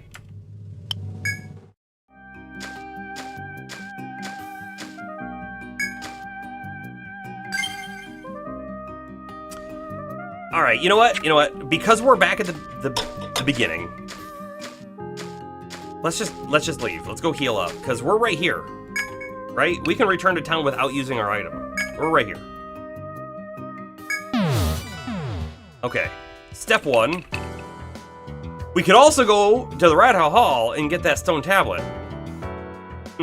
That's another option too. Really not an option, just something we're going to do. I hear talk of a class that can control monsters using nothing but a bell and a few words. They're known as Hexers, and there aren't many of them to be found on this continent. Don't know where you got it, but with that cursed bell, you can register Hexers now. Go ahead, try it. Okay, the last class has been unlocked. Today's dinner, for Astro, 2 slices of pesto Asiago pizza, and a bowl of white cream gnocchi stew with chicken. Hexers are basically Pavlovian theorists. I like it. Ding! And then the dog's mouth starts watering. Yeah. I don't know who they is, but they're hexes. Oh. I thought, when I just briefly glanced at it, I thought it said they're hexers, but it's no. A hexer, their hexes dictate whether an enemy lives or dies. Their innate gifts are rarely seen. Tormentors used to the back line. Okay, let's take a look at their skills. All right, so the base ability, right? The base thing is curses. We'll remove my face for a short period of time here, just so we can see the text. Increase the success rate of curse skills. Let's see what these curse skills are. We have, I guess we'll start over here on the right. We have cranial. Curse with the chance of binding an enemy's head. Oh, hold on a second. This is eating into the Dark Hunters like stuff, right? Because this, a head bind, an arm bind, and a leg bind. We had those on the other character. Okay, so there's a little bit of overlap. Sapping. Decrease all enemy strength. Oh, look at this. This is the debuff class. This is going to be the debuffer. Lower their attack damage. Lower their defense. Decrease their speed. Blind them. Curse that decreases enemies' recovery from status ailments. You know, we don't see status ailment recovery too often, but, okay. And there's TP up, of course. Torpor. Chance of putting all enemies to sleep. Ooh. Which, Torpor and Corrupt, by the way, Corrupt. Chance of giving all enemies cursed status. This cursed status, we've had this on us before, and when we're cursed, we take damage after every action we do. Not a small amount. The Torpor and Corrupt together can lead into Stagger, chance of stunning the enemies at the beginning of battle. This is a passive. This is just an ability that occasionally will go off and give you a free round of turns. That is awesome. I like that a lot. Okay, and we go down. If you max out Corrupt, you can get Revenge. Curse that damages all enemies whenever the user is hit. I wonder... By the way, all of these, they were all AoE stuff. Giving all enemies, enemies, plural, right? All enemies, revenge, damage all enemies when the user is hit. This doesn't work in our party too much because we try to ensure that Palmer gets hit with everything. However, it could still work in our team if the enemy's using AoE, right? They hit all of our guys, which includes the Hexer, and then all of them get hit back. Kind of neat. The level 10 skill, Evil Eye. Evil Gaze, that has a chance of terrifying the enemy, which we know, because it's been cast on us, Terrify has a chance of just making it that you can't take an action. Let's see. Going back up real quick, we have HP up as well, and we have Mining on this character. Evil Eye goes into Lure. Curses the party to encounter more enemies. This is the I wanna farm strategy. Paralyze. Commands a terrified enemy to remain motionless. Oh, okay, so you terrify them first, and then, after that, you can ensure they can't act by using Paralyze. I wonder, like, is Paralyze, you think, just a single turn that they're paralyzed for? Or is it potentially it's gonna last for 3 turns? Because if it's a single turn, I think I'd rather take the chance that the terror is already gonna make it so they can't act, and then do something else. We have Betrayal. Commands a terrified enemy to attack its own comrades. That is cool. And then finally, if you max out level 10 in Curses, get to Evil Eye, and then you max out Evil Eye for level 10, you get Suicide. Commands a terrified enemy to take its own life. Hold up. It gets better. Wait, does it get better? Or is the wording misleading? Because it says commands a terrified enemy to take its own life, which you might think, the way I read it, was, oh, the enemy kills themselves, they're done, it's a one-hit kill. But this says attack itself twice, which means at level 1 and level 2, it's going to attack itself once, attacks itself twice, attacks itself 3 times, nothing, all the way up here to finally attacks itself 4 times. Okay. So it's not as good as I thought it was, because I thought it was just like, oh yeah, no, they're terrified, now they die. You use that, and it commands them to die. No. But you can make them do damage to themselves, which is also really good, and could be really good for a boss. However, bosses are the ones who I would assume would be, like, immune to Terrify, or that sort of thing. I will say, this sounds like a very good class. Very good class. I just don't, like, we're gonna make one right now. I am not going to throw it in the team, though. Not yet. Anyways, we need to pick a portrait, and honestly, we're probably going to go with this one. But let's take a quick peek at them all, because they're all pretty cool looking so far.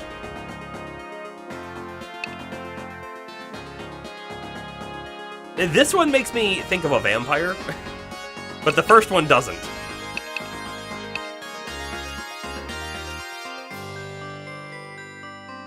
Do you think... So that's the same, like, pose as this character, and this is almost certainly a girl. Is this a guy? Can't tell. And then we have that one. Alright, we're going with the first one. And we are going with... Bazon. This is Garth's character, right? Nope. Do not register another. So we have it. We have the character. Alright, let's go to the pub first. You were loving the wide eyes on 2. Take a quick peek. No new quests. Okay, great. Basically, I wanted to see, like, if there was a quest for a specific item that may have shown up before we go and sell those specific items. Anyways, let's go ahead and sell things. And I hate the name of this. Throbvine. Hate that. Weird name. I don't like it. Throbvine. 510. Then we have Steel Chip for 86. That's also new. And then we have the Nyx Scythe for 80. Also new.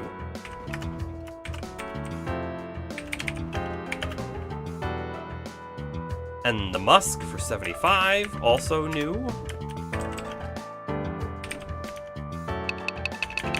What else we got down here?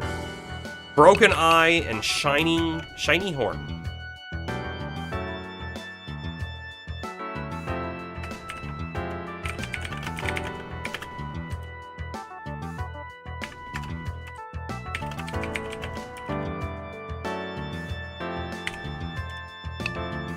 And then we have Hard Shard for 70. We got so many new items. There's gonna be some, hopefully, good new things to buy in the shop. Or maybe we'll be close. Like maybe we'll need a couple more Hard Shards or something. We found White Skin for 66. Fire Tail for 65. Heated Fur for 62, like just so many new things. And that's it, okay.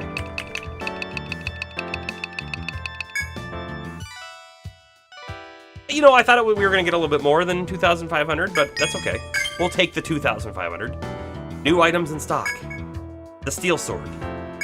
The Halberd. That's it! That's it! Only 2, but almost likely we have unlocked the ability to see a whole bunch of other ones, right? We'll find out. Okay, a few. So Steel Sword. Attack.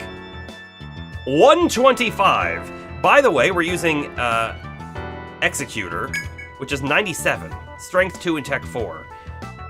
We have no idea how the damage calculation actually works.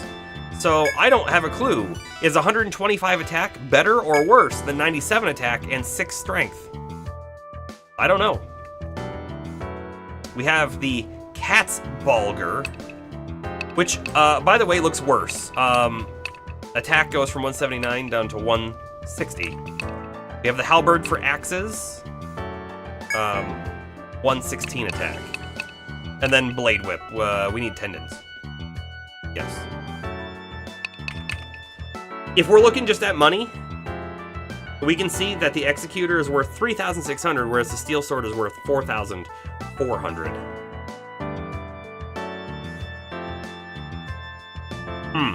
I am not gonna buy the Steel Sword. It's probably an upgrade, but I'm kind of like curious, right? If we lower our strength, is that eating into our damage calculation for using Cleave and Tornado? It might be. The problem is we have no idea how the calculations are really being done, and some of the some of the descriptions on things are a little wishy-washy, if you will. No new armor except for the potential of this Wyvern Mail, which 4 more steel chips and 1 red beak. Okay. I can tell you it makes Palmer's defense go up, but it doesn't seem to do anything for Violet, even though she's able to equip it. I don't know. Evil Charm. 2 more Nyx Scythe. Okay. Well, we know what drops it. The Mantis drops it, right? So you could probably find more of those. It's clearly a TP item. That's all I can tell. And no new items. Okay. Good. Check out Radha. How goes the investigation? We're still trying to translate the tablet you retrieved. Ah, you say the stone tablet may be necessary to proceed deeper into the labyrinth? One moment, please. I must confer with the chieftain on a matter of this importance. We meet again, members of Serenia. How about that stone tablet you obtained the other day? Our studies have revealed a few things that you may want to hear. The girl you met is one of the forest folk, a race which evolved differently from humans. Do they exist outside of the labyrinth or just inside the labyrinth? Because if you know anything about them, that's weird if they're only inside the labyrinth. They consider their forest homes sacred ground and seek to eliminate any human intruders. The forest folk seem to have been behind the deaths of many adventurers within the forest. Given that continued exploration of the labyrinth is vital to Etrian's livelihood, further clashes with the forest folk are inevitable. That is why I will give you back this tablet and ask a favor of you in return. I'd like you to accept the mission I'm issuing, effective immediately. The details will be provided later. I do hope that you'll accept. Let me just take a guess. Mission? Genocide on the forest folk? That's what I feel like they're gonna say right now. That's the situation. I leave it to your judgment whether or not to accept. Wait. We have a choice? Annihilate the forest folk. Who called it? The humanoid race of the forest folk must be eradicated to allow further exploration of the labyrinth. If it's us or them, it's going to be us.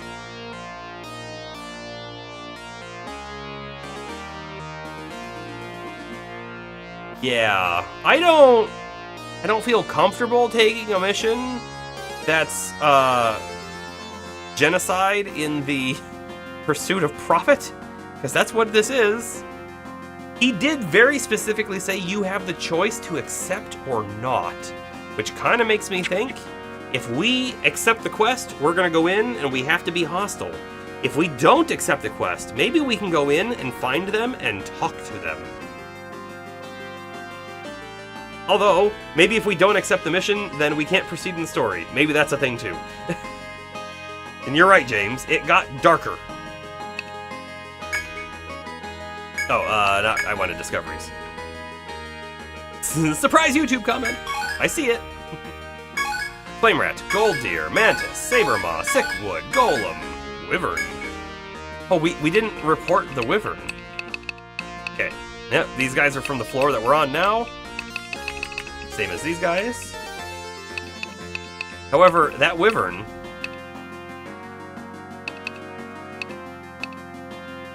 That wyvern was like on floor 11, if I remember correctly, and it has a conditional drop. You see those yellow question marks? It's also, look at that, it's resistant to everything. And yet, we beat it. It was actually a fairly difficult fight, but we did beat it. Accept or not? Oh, you don't accept? Roll credits. Also, this golem, oh, this thing has a conditional drop too. By the way, remember that neither one of these guys gave us XP. Neither one.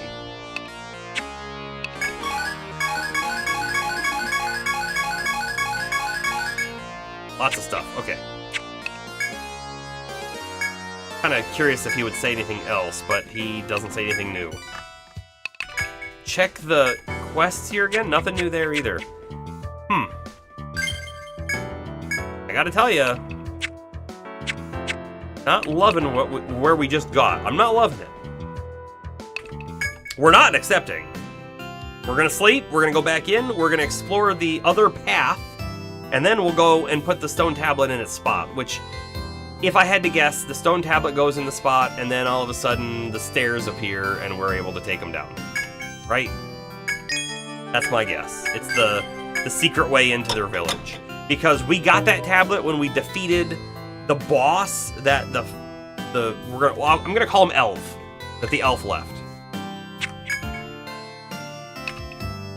Anyways, we go back. We go back!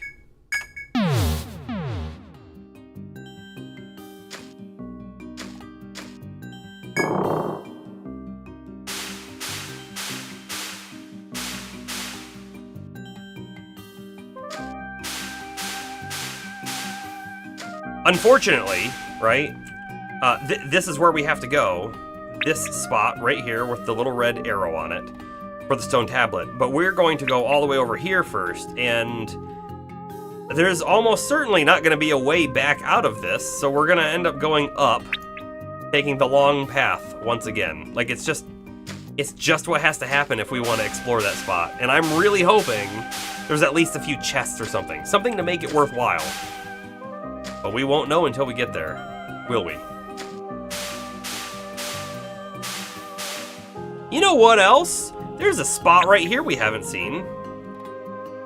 There's definitely a path in here, somehow. We don't know how to get there yet. Interesting. It's possible that if we went up here and then down over here, that we could come over here and go down. Or maybe even take this one down. And maybe that leads in over this way? I don't know. I don't know.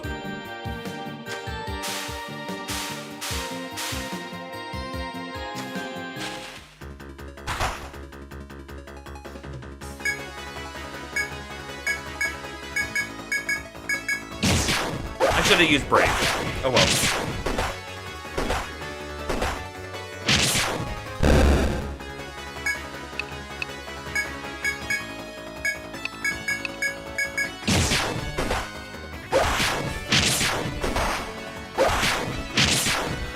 We could go sort of check out that other spot somewhat quickly. So I might do that.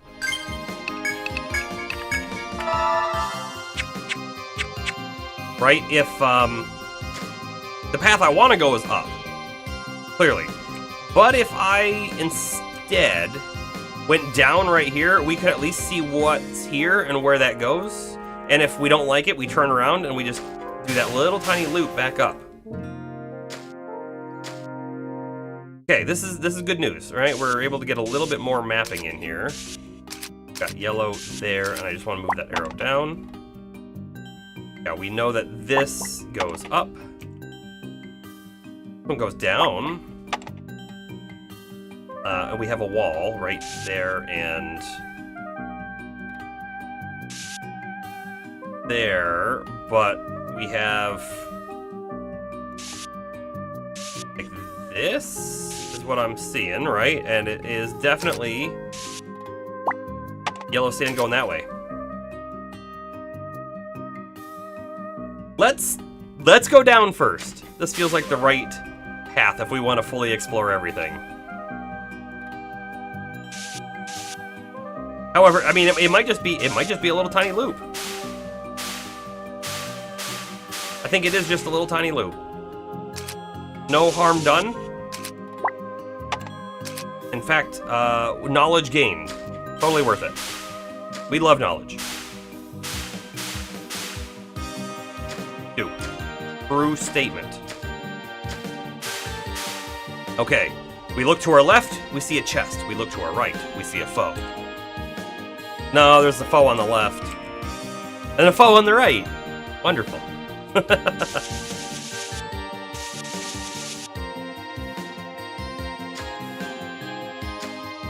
I mean, we're gonna fight them. We're gonna fight them. There's still a drop we haven't gotten off of them.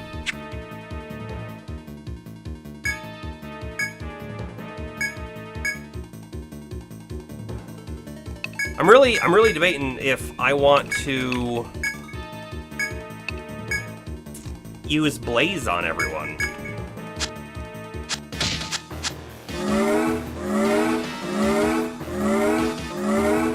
We don't need to, and it's a lot of TP. Maybe that's the answer. It's a lot of TP. 15 each. I could cast it on one person and then do good, better damage. Is it worth it?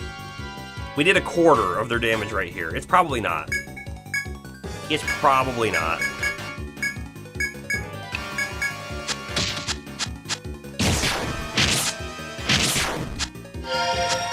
I think Astro did something like 300 damage last time we did this. So it like doubled his damage, I think. Which isn't bad. I just don't know if it's necessary.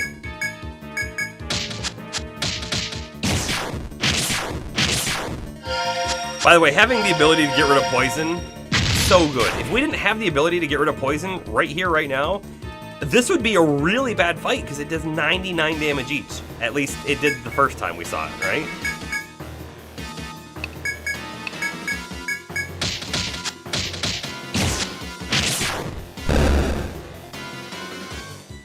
I was expecting the other foe to come in behind us.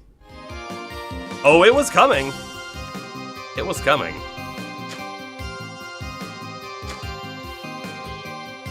We were just way too fast.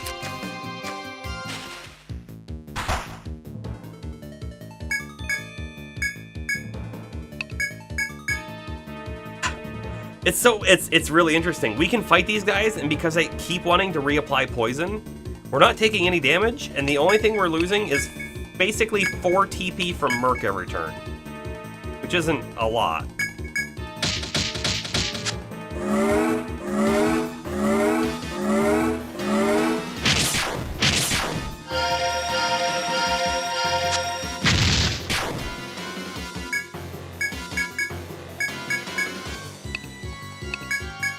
I almost did the wrong thing with Merc.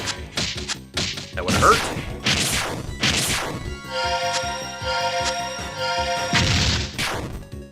It's so funny, right? Merc is... He's not useless. He's actually very important to the team. Very important. But in most combats, in the combat itself, not that good, right?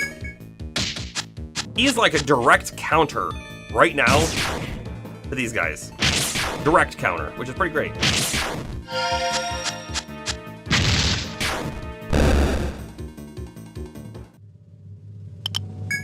Hey, now that everyone's here, let me show something off again. I showed it off at the beginning of the stream, but I'm really thrilled with it. I've learned how to do something. I've learned how to do animations of objects in OBS. So, we talked about this a long time ago. Do you remember a long time ago when we were playing Crosscode, I would move my camera all the way over to the other side of the screen and then rotate it around so that I was like looking in towards the content. Okay. Well, recently, we were playing Heroes of Might and Magic, in which there are bars at the bottom of the screen, right? There's the bottom one and there's the one right above it. And so I want to move my camera up. We talked that I could have a separate scene for each game that has custom locations built in for like where my camera is or whatever, right? Custom spots for every game. But that's a lot of like additional scenes, and I don't really want to have to manage all of them, and it's a lot to do if I wanted to do it that way. So instead, I figured out how to do the animation thing, and so check this out.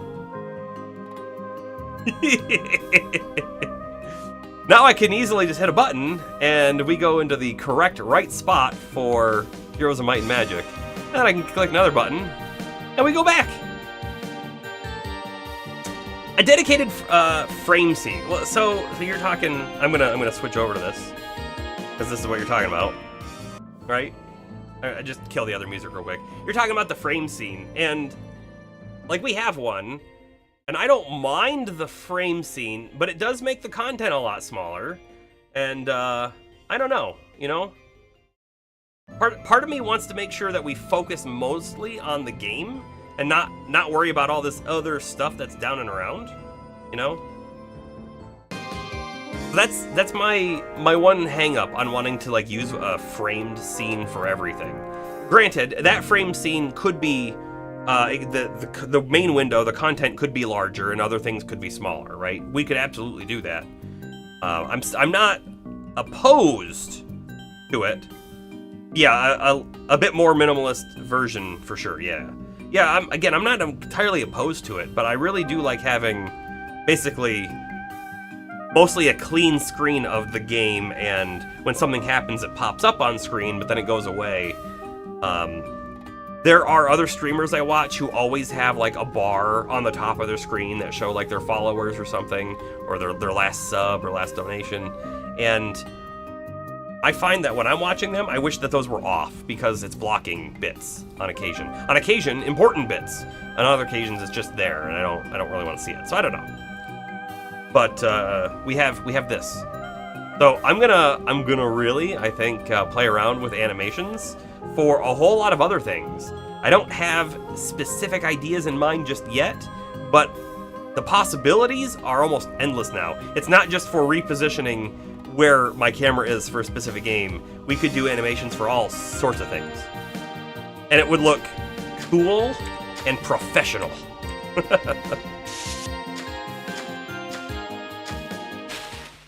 Be the change you want to see. Not a wrong statement, I don't think.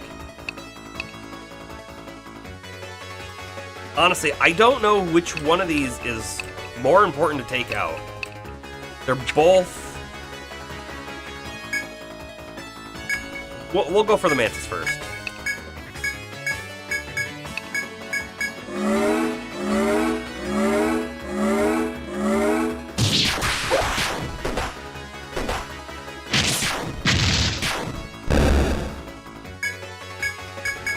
I thought about posting in the Discord an image that I saw, and in fact, maybe I still will, because I can find it again. But there is Silvereye. Is that new? That is new. There's a creator I follow who posts old magazines, right? And so I just occasionally look at some of the magazine stuff that they post, and this one is a review for Etrian Odyssey on the Nintendo DS from N-Gamer 12, or sorry, from N-Gamer, which was the magazine, on August 12th, 2007. This was a UK magazine, okay? And they actually make it so that you can download the whole magazine, because they're all out of print, they're all just old and whatever, and they take great effort to scan them and archive them, right? So this is the image that I was thinking about posting, which is very difficult to see from my phone. But the key call out here, I want to say, is they gave it a 5 out of 10. I think the score's out of 10. A 5 out of 10 for graphics, stating the maze works better as a concept than an actual thing. First off, that has nothing to do with graphics, but they're saying that the map and like moving around in the dungeon is a good concept, but doesn't work out well, and I fully disagree with that. But the next one is even worse. It says, monster design is rubbish. How can you think that? The reason why I thought of that is because there's a little bit, the monsters we just fought are recolored, reskinned versions of monsters we've seen earlier in the dungeon, right? So they're reusing some, and that's fine. I don't have a huge problem with it. But they even show, again, it's green, it's gonna get green screened out, but right there, yeah, that's a stalker from the 3rd floor. It's the F.O.E from the 3rd floor, and I think the design is awesome. So they show on the page a really cool monster design, and also say monster design is rubbish.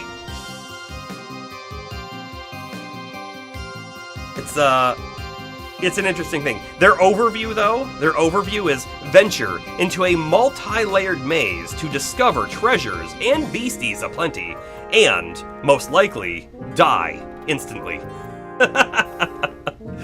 Which is totally the experience we had, right? The beginning of the game was so difficult, just because our characters had no abilities, low health, low damage, all of that. It was great. The other thing too, hold on, we're here, we're talking about it. They gave the audio a 6 and said the music is by ActRaiser maestro Yuzo Koshiro, but it's hardly his best stuff. I've been very pleased with the music in this game. They gave the gameplay though an 8. They actually gave the gameplay an 8, so they quite enjoyed it, and they said it's not going to gel with other people, but if you like it, you're going to love it, basically is what they said. Not a direct quote.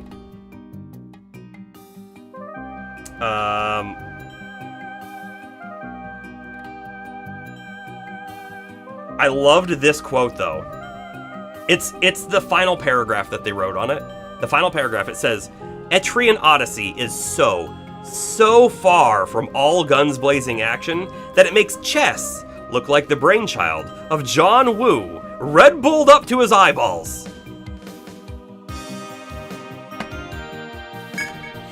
I enjoyed that quite a lot. Alright, so we have a chest, and we have an empty room otherwise, which is to be expected. We knew we were going to have to do the Walk of Shame again. In this box, we have 1,000 N behind my head. Worth it. I mean, worth it in the sense that if we didn't come down here, we would have forever been wondering what was down here, but not worth it otherwise. Ooh, I forgot to put a chest on the map. Astro, you were looking something up for a game you're playing. Lunar Silver Star Story. I don't think I've heard of that game. And you stumbled accidentally across a review, and the reviewer basically said, this game is absolute garbage. And a bit further down the review, he ended up saying, I hate JRPGs. Oh, so then the game just wasn't for you. Why review it then? Like, if you are already aware that you're predispositioned to not like a specific type of game, don't review it, because clearly, it doesn't matter what you say, you already don't like those things. You're not going to review the game fairly because you already don't like it.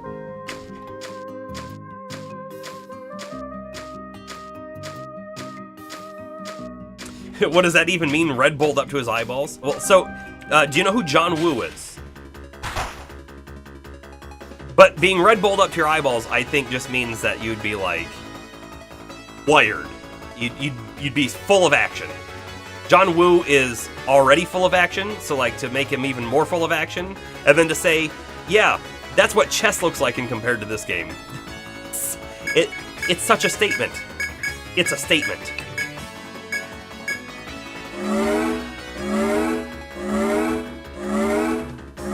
But you know what? The other thing though, Bomber, right? So Bomber says, I don't like this genre, so I'm going to have to play the whole game and then write a scathing review. They probably didn't. They probably played 4 hours of it, at most, and then just called it there. If I had to guess, right? There are so many games, and so little time, that most reviewers, especially for like a JRPG that might literally be a 150-hour game, there's no way they play the whole thing. And for some of those games, 4 hours doesn't even get you out of the tutorial. So you gotta think about that sometimes. That, like, man, some of these reviews, they literally didn't get out of the tutorial. They didn't see what the real meat of the game even is, and yet they wrote a whole review on it, you know?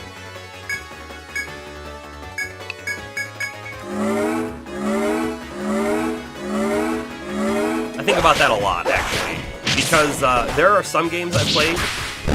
Have you ever played any of the Tales series of games? I never beat it, but I have Tales of Berseria, and I really actually enjoyed what I played of it. I don't know why I didn't finish it. It's a long game, right? I don't know, like 30 hours into the game, they're introducing new mechanics. And the combat was already interesting in that game. And then to like just get more stuff added on top of it that really change it up a little bit is quite the thing. And like a reviewer never would have seen that. All right, let's make sure we go the correct way. I'd hate to have to run the whole floor again. Oh, there's one other thing that I said this earlier. We should have checked out, down here, the southern wall for this whole area. Because who knows, there could be totally a secret down here somewhere. And we know, over here, there's absolutely something on the other side of that wall. Well, we're already in it. We're not going to go check that out right now, but coming up. Lunar is a classic JRPG, originally released on the Sega Saturn in '96, and then again on the PS1 in '98, and a version on the GBA. Okay, so it's got a lot of like history behind it. That's kind of cool. I don't know if I need bravery, but we're gonna do bravery. You've played through the GBA version a few times and love it, but it very recently came out on a mobile HD remake. Oh, so you're playing it on the phone now.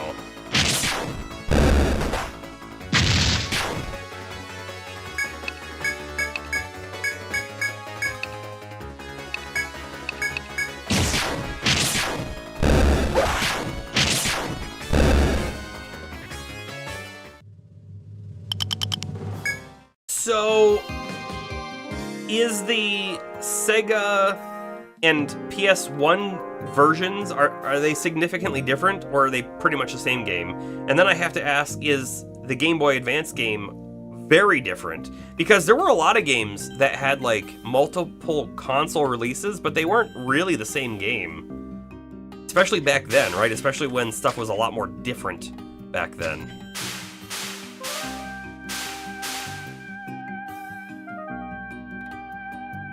Need to go right. Left. And then we heal before we forget. Then we go left and then right. You actually stumbled across an article mentioning it coming out for mobile. Quickly searched it up, and it wasn't out. Refreshed, and then it was available with one download. That's really cool. and like, the odds of that happening, low. As you walk through the forest, a wall of trees blocks your progress. A man-made hollow is in the tree before you, waiting to receive something. You remember the stone tablet.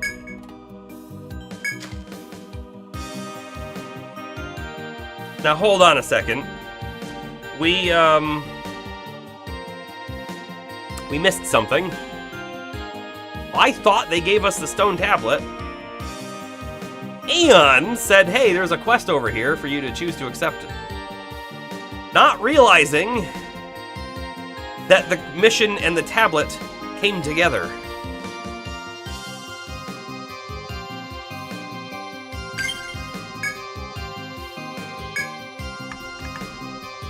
Well, back to town we go.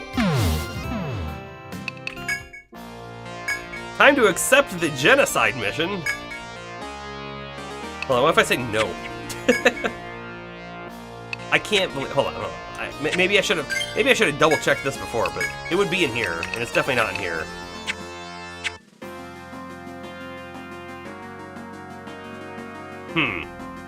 I wonder. Do you think there's another way to have played this? Where we beat the boss of the previous stratum, we get the stone tablet, we go into the fourth stratum, and make our way all the way there before taking it back to the Radha Hall? Do you think that's possible, or do you think we have to turn it in? I don't know. That would be really cool, though, if you could skip over giving it to Radha, but we have to accept the mission. Gameplay locked otherwise. You'll accept the mission, then? Glad to hear it. Well, then, let me give you the details. The chieftain has told you most of what you need to know. Your task is to infiltrate the 16th floor where the forest folk dwell and exterminate them. How do you know this? How do they know this? Here's my theory, right? The Radha Hall knows all about the labyrinth and what's down at the bottom. They probably even know that there is a bottom. They probably know everything about it through whatever history, but over the last, I'm going to say, 10 to 100 years, we haven't been able to make it past the second floor, or the second stratum, right? But just the fact that we couldn't make it there didn't mean that they didn't already know it was down there. Because how else would they know right now that on the 16th floor is where they dwell? Honestly, were it up to me, I'd seek a peaceful resolution first, but the chieftain insists they are a threat, and that my views are too permissive. The chieftain says that we must protect exploration of the labyrinth, Etrian's livelihood, in which case I have no objections. Chieftain speaks, and the Radha follows. Members of Serenia, I bid you good luck.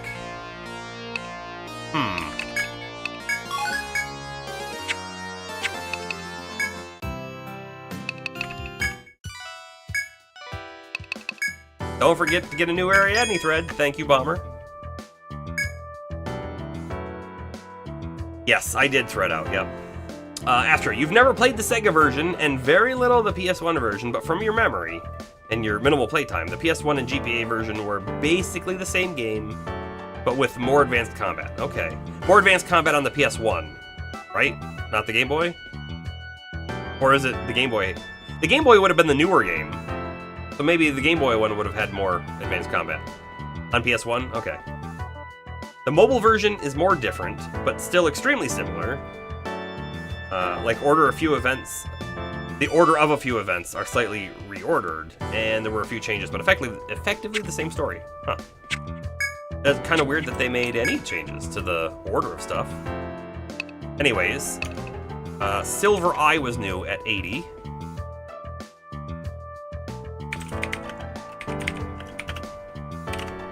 and that should be it. Katzbalger. Kogarasu. Not that we have a Ronin to use Kogarasu, but... okay, so we can just see Katzbalger's 106 attack. Definitely not as good as Steel Sword. Kogarasu, and by the way, you can't see it, but I could. 106 attack, and Kogarasu attack 119. Not that we're gonna buy it, because we don't have a Ronin. Not right now, anyways. Should we even rest? I don't know. Like, we're mostly full. We may as well. We're here. We may as well. Now we go back in and go do the thing. Which, by the way, shouldn't take very long, because we're not going to go the wrong way this time, you know? We might have one combat encounter on the way there. You would guess that the mobile version is the Sega version, and the GBA is different in an attempt to make it fit on less storage. Yeah. Yeah, so that's the thing, right? The GBA, or any Game Boy version of a game that was also out somewhere else, it always had the limitation of less storage, less memory, right? Less processing power, just less everything. So there's all sorts of games that was like, it was the same game, but not really between them.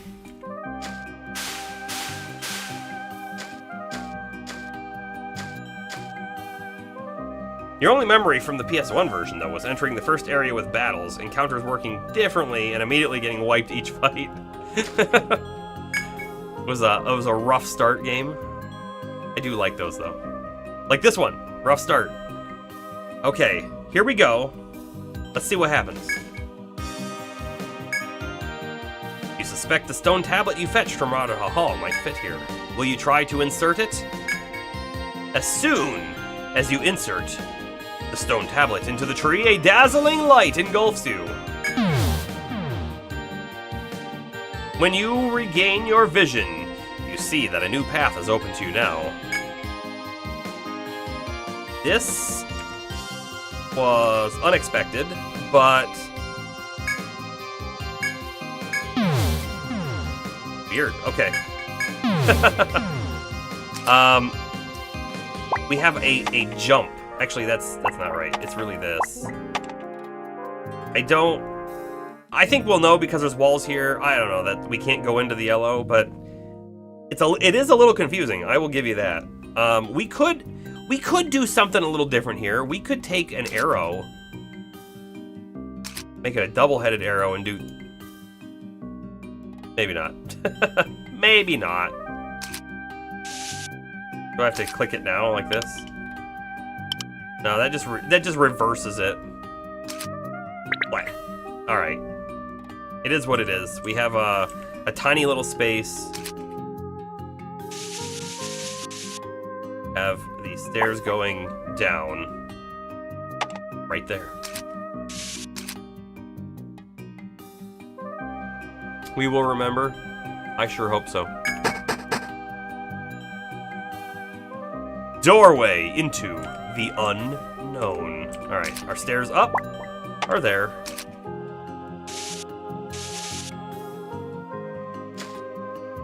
Again, this is going to be an area where I think we want to check walls, but we don't need to check all the walls immediately.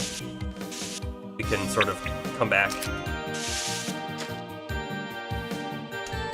As you pad through the withered grass, a girl appears before you. With a stern glare, she speaks to you in harsh tones. Thou who would overcame Koro Trangul, I concede thy strength, but for what purpose art thou here? Has man forgotten the terms of the pact with the forest folk, which forbid entry here? Oh. The chieftain knows the pact. He's purposely breaking it for profit.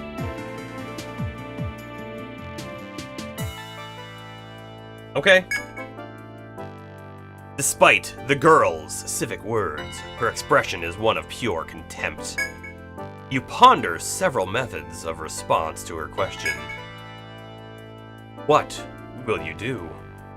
Ask about the pact, ask about the forest folk, or brandish your weapon. Alright, we're clearly not brandishing the weapon. We're not just gonna come in guns a-blazing. That feels like... It feels like, I guess it's an option. I would be surprised to find out if this game had multiple endings, but maybe it does.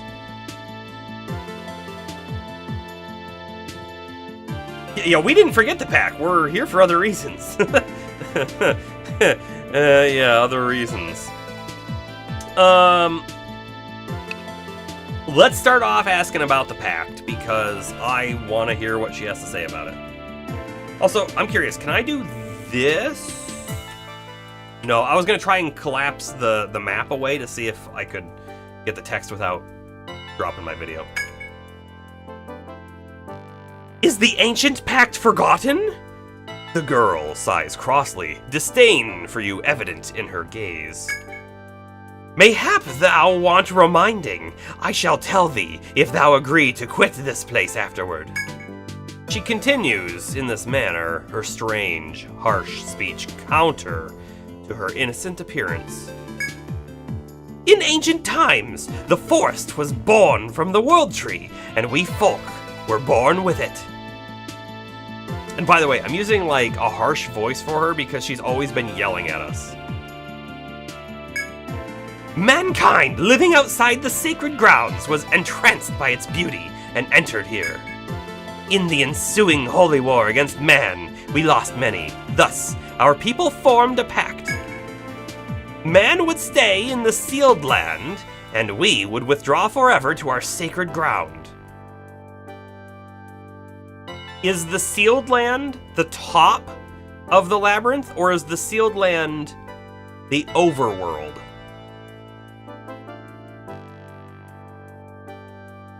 You think my voice is what the devs imagined? I hope so. Yeah, we were intentionally told, or not told, about the pact by an obviously shady person. Yeah, I mean, our characters probably aren't smart enough for that, though. They're gonna be like, oh, we had no clue.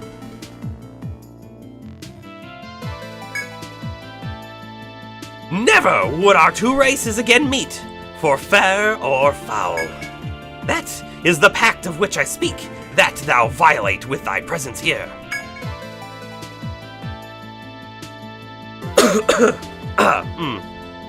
That voice is kind of hard.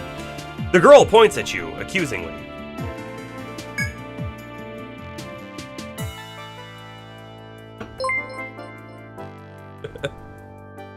Bomber Palmer cheered X100. This is for your perfect voice acting. Thank you, thank you. I appreciate the 100 bits. Thou will plead ignorance no longer. Proceed further into the forest at thine own peril. With this, the girl flees into the forest so quickly that she appears to vanish instantly. You have no way of knowing if the girl spoke truly, but your investigation must continue.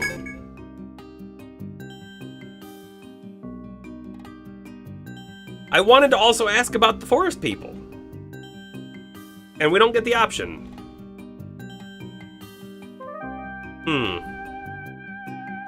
Alright, let's ponder on this for a moment. I shall return momentarily.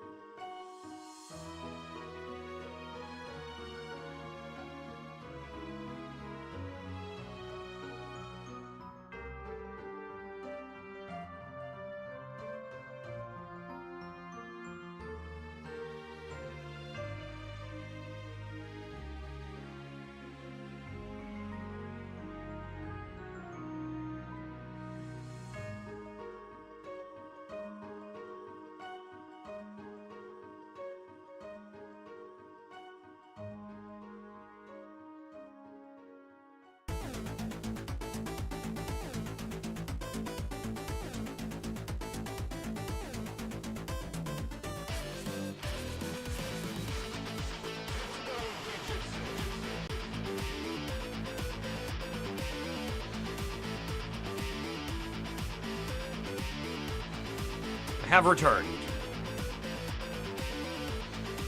Gameplay-wise, right? Thinking about it. Gameplay-wise, we have to keep going. But if we had a choice, right? Which we don't. Curiouser and curiouser. If we had a choice, I'd turn around right now, right? Like, I'm not coming down here to wipe them out. They said that there was a pact. We didn't know about it. So, you know, we made a mistake because we were just ignorant, and that's fine. They tell us about the thing. They say, you're not welcome here. This is our place. Go away. But we're already in further than I would have been because I wouldn't have ever accepted that mission to begin with. Yeah, disclaimer, Merc does not condone genocide. Yeah, that's a true statement. But yeah, no, like really, if this was a D&D game, right, or whatever, something where like you as the player have a lot of input into what happens next, I'd be like, yeah, no, I leave. I leave. I'm done. We're done down here. There's nothing more for us to do. And if the DM was a railroader, I'd be like, okay, well that's fine. Well, I need to make a new evil character. That's it. Well then. Let's get back over to it here.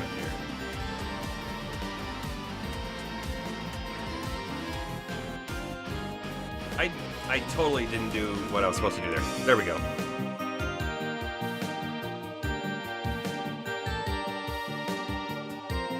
I really wanted to ask her about the forest folk as well. I wanted to have a nice conversation with her, but clearly option 3, draw your weapons, was not going to be a nice conversation. That was very much threatening, you're going to die right now, which she may have just ran away anyways, who knows. But option 2 was ask about the fairy folk, or the forest folk, and that may have been an okay question, but the first one, asking about the pact, to show that we were ignorant, actually angered her. You've forgotten about the pact? So we may have picked the wrong choice, maybe. But that's also in line with what I would have done normally. I would have been like, we didn't know about a pact. What is this pact you're speaking of?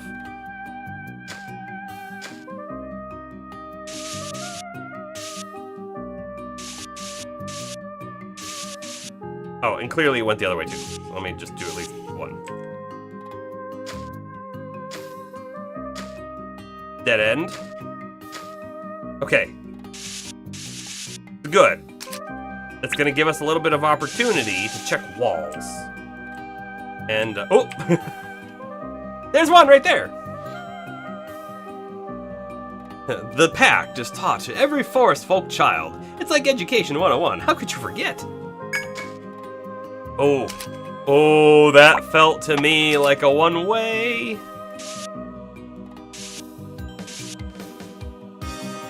That was a one-way. We're in it now. We're in it now. I really don't want to be checking like every single wall, but I think we have to.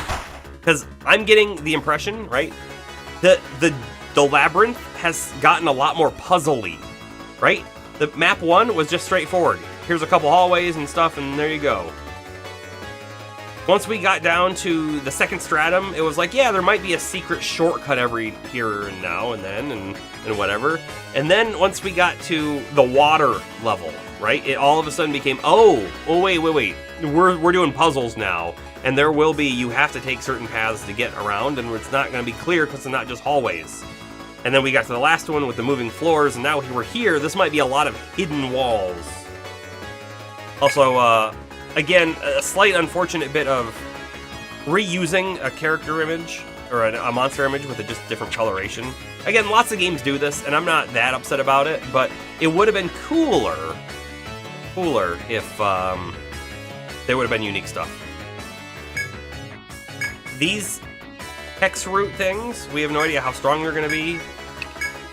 Their other forms were mandragoras, and they were weak to fire. And I'm not going to use any spells, not this turn. I want to see how much damage they do. how much damage we do. Fire's still good. Killed one. Yeah. Not too worried about it. We'll heal up after the fight.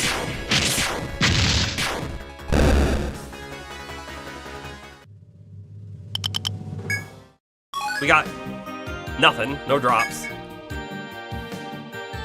Oh, there's an inspect point there. I don't want to click it yet, but I do think it's probably an arrow. Aha, and then it looks like there's one back, right here. Yeah, we're gonna have to check every wall in this now. So floors like 1 through 15 were the tutorial. Yeah, I mean, it kinda felt like that. After the tutorial, right, if we call 1 through 15 the tutorial, after the tutorial, it got easier, though. I don't know. Mega Man Battle Network does it a 3 to 4x per enemy. You've got no issues with it. Oh, yeah. Going back to the same enemy with different colors. Yes. And in fact, like I said, it's common. It's super common. Oh, the blue enemy is the easy one. The red one's slightly harder. The silver is even harder. And then there's a gold one or whatever, right? Like, that's super common. I'm not that upset about it. It's just a small call out of it would be cool, right? If they had unique monsters for everything.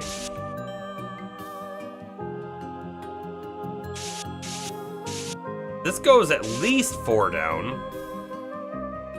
Okay.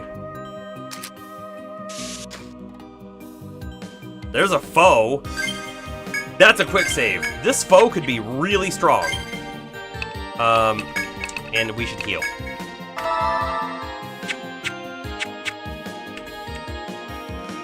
It's very possible that this is supposed to be a you get chased room, right? And you have to find a secret wall. You've looked through the maps of this, and some of them are really amusing. Really.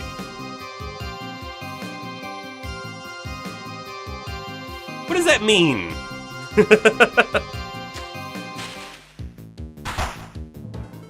It's just another Sickwood. But we got blindsided. I don't know how. We walked right into it. Hold up. All right. We should be totally fine from this point on. I'm a little disappointed that it got the blindside, but it is what it is.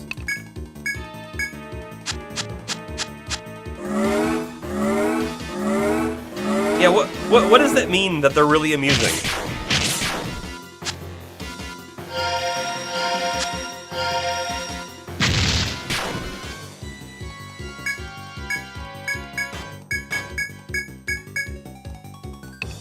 Just attack.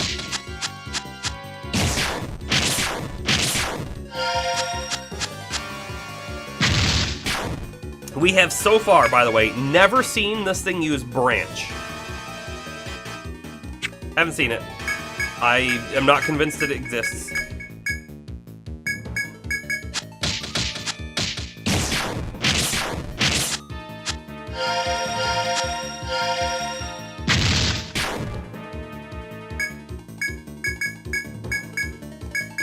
You do all the same things. It would be really nice as well, like just a quality of life thing, if instead of there's auto attack, and auto attack is just all melee attacks, and that's fine. Don't get rid of that. But I want repeat last turn. Right? Repeat last turn. Because a lot of times, that's the strategy we go with. We do an action, and then we repeat last turn. Because it's the best action to take. Alright, I'm gonna mark enemy here. I just feel like it might be worth it later on to remember that something might come out to chase us. And I think I'm gonna keep looking at this left wall.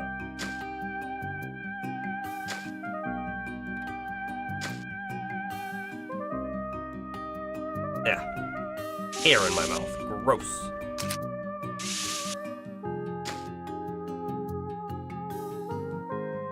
Alright, there's definitely a secret somewhere. There's one right there. One right there. But should we go back up and check the other parts of the walls? And I think the answer is yeah. Especially if there's a way back, we might really want to know about it. Look at this. I think there's a way back. And I'm not going to take all of these paths because if they are one-ways, which they have been so far, I'd rather not have to do weird loops and stuff.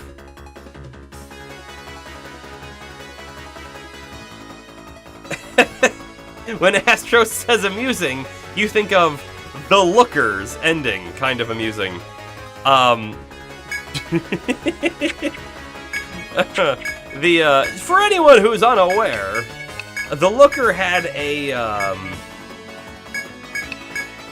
an ending. One that would make people look.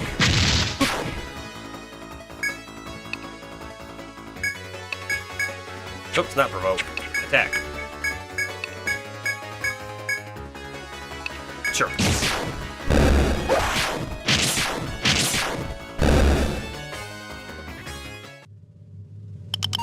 I will say, we are drawing these out, and we can see the full map right up here, right? So, if they did that, I would assume we would notice quite immediately. All right, Pure Root. That's a new one. Okay, we got a wall directly in front of us. Probably a little quick way back, and then a way down. Oh, maybe not a quick way back. Okay, sure.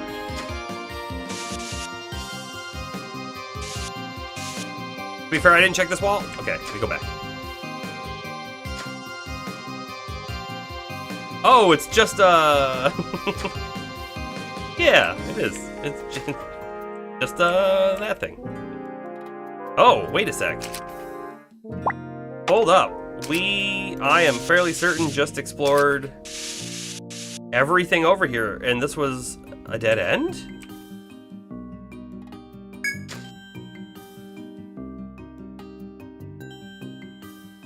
Huh. We definitely explored this whole wall. I have to come back in here. I gotta check again. Like, okay. It's very possible we just went the wrong way. I mean, there was another path, right? Hey, those are new enemies. Not just Moa, now they're Imoa. They, if they're like the other Moa, they have AoE, and that's not gonna be nice, especially because I forgot to heal Cerulean. Let's do Tornado. I think this calls for a little more carefulness. Let's be more careful. Honestly, I think Astro might be able to kill the gold deer, but we're gonna Bravery instead.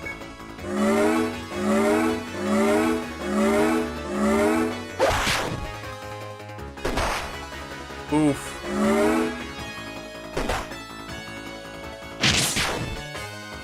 $470.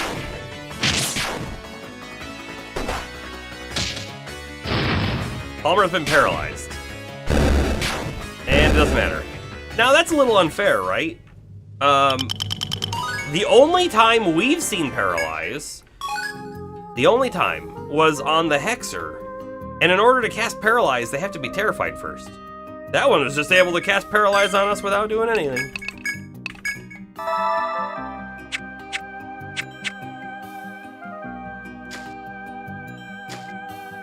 Yeah, there's nothing else over here. Okay.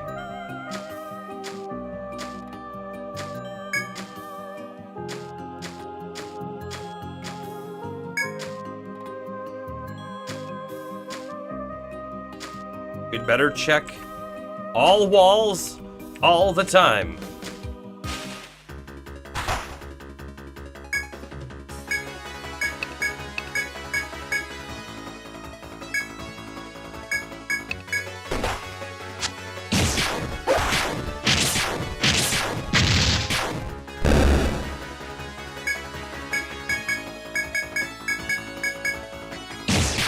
All the walls everywhere all the time. Yes, yes, yes. Oh, by the way, we have a few level ups to spend. So let's do this. I mean, the next 3 more levels on Violet are going to do nothing for her, because axes we don't use, but that's okay. Cerulean, we're doing the Inferno. It's a dance move. It's called the Inferno. And Astro... Oh no! Somehow we started getting stuck. Astro, consider Point and Blaze. We did. We did consider a Point and Blaze, and we did it. We could put a lot of points in Blaze and Frost and Shock, and then lower the TP costs all the way down to probably 4? No, 5. And that's not bad, but it's not amazing either. I'd rather get something else. So let's think about what else we could get. We can increase party speed. We could just do songs, which increases all of our songs' speed, which is good. We could go into recovery, but that's eh. We could go into recovery and songs in order to get into divinity. Increase the experience gain for the entire party. We have no idea, like, is it 1% more? We don't know. We don't know how worth it is, but an XP gain song would be pretty neat. Also, I didn't realize this, but it's a passive. It's a passive. Ah, passive. It's not a song. Not a song. That sounds awesome. It would take us, a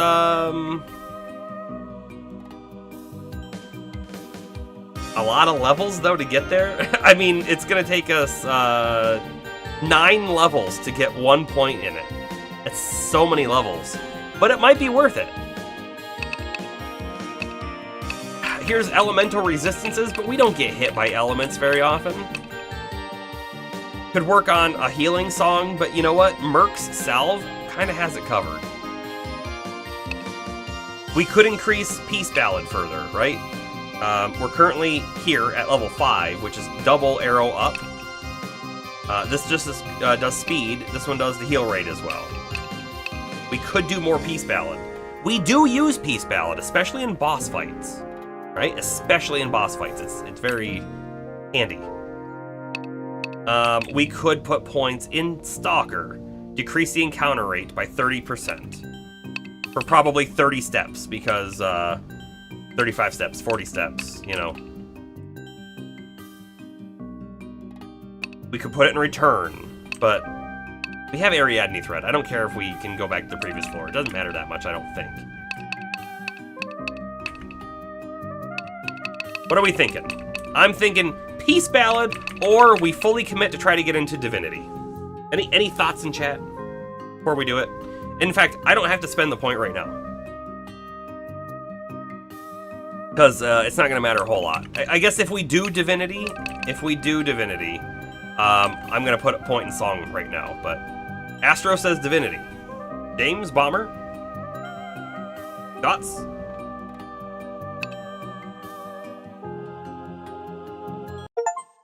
Sorry, I clicked off real quick. Hey, we got a trophy when I clicked off. Curse Wielder, unlocked the Hexer class. Why? Why is it, like, holding the trophy? James says, hold on. We will hold on. I don't need to look at it right now, in fact. It's not gonna make a big difference if we buy it right now or we hold off.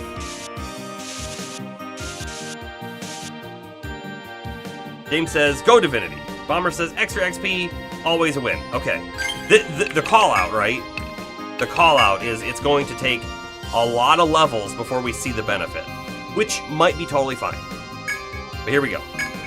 We're actually gonna throw this in here too. We've already done this. Get rid of it. Max out songs. 5 points of recovery. Divinity. Divine Divinity. Yes. Alright, check the walls. I'm also gonna check the wall back for the first hallway as well, because if there's a shortcut, we may as well know about it. This is what I expected. It so far mirrors what we did on the other side. If I'm training a new character, it will be OP. That's also a good point. If we're able to get the divinity going, and then we throw in, you know, we swap out Cerulean again, or whatever we do, it would help out quite a bit in leveling them fast. Granted, they're already going to level somewhat fast, right? But not as fast as they could. And here's the thing, we're probably gonna level a new character at some point, right? Probably?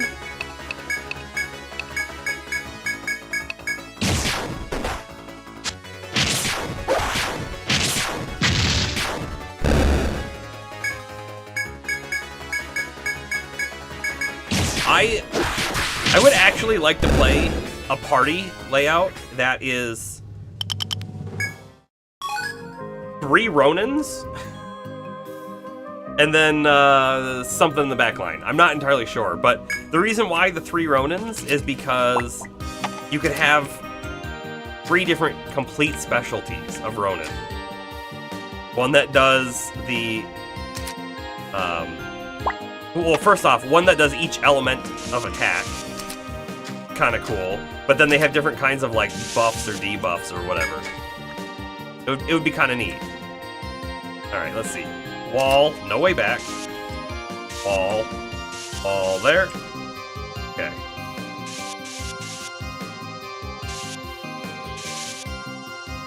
I guess we'll follow this wall first. Check it, because there's going to be a way back. Probably here? Maybe not. Maybe not.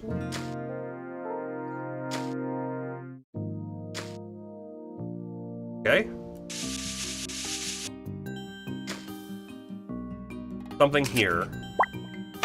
We'll come back. I definitely want to check the rest of the walls out. Alright, I'm not afraid of a foe, so we should probably just attack everything. Attack everything. I mean, just look at the wall and move. Words, sometimes. Words be wordsin'. This might be a situation for provoke and defense song. Honestly, there's a lot of enemies here.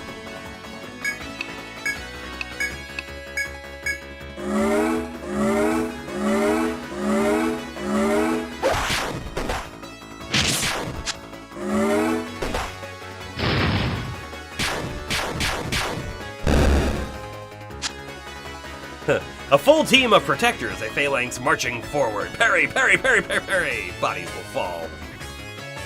That would be kind of cool, right? This Saber Maw, that close from dying from the fire attack. Super close.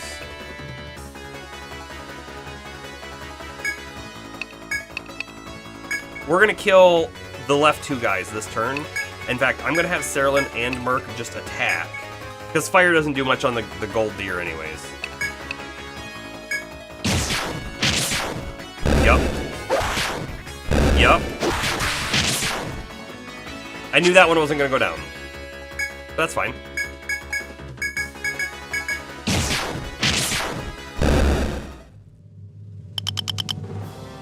Ooh, super close to 2 more level ups. Oh, look! There's totally an inspect point right there. Okay. I wasn't expecting a second one. I wasn't. Let's take the middle one. I feel like the bottom one here is easier to find because it's not in the middle of a wall. So let's take this one and hope it's a good one to have taken.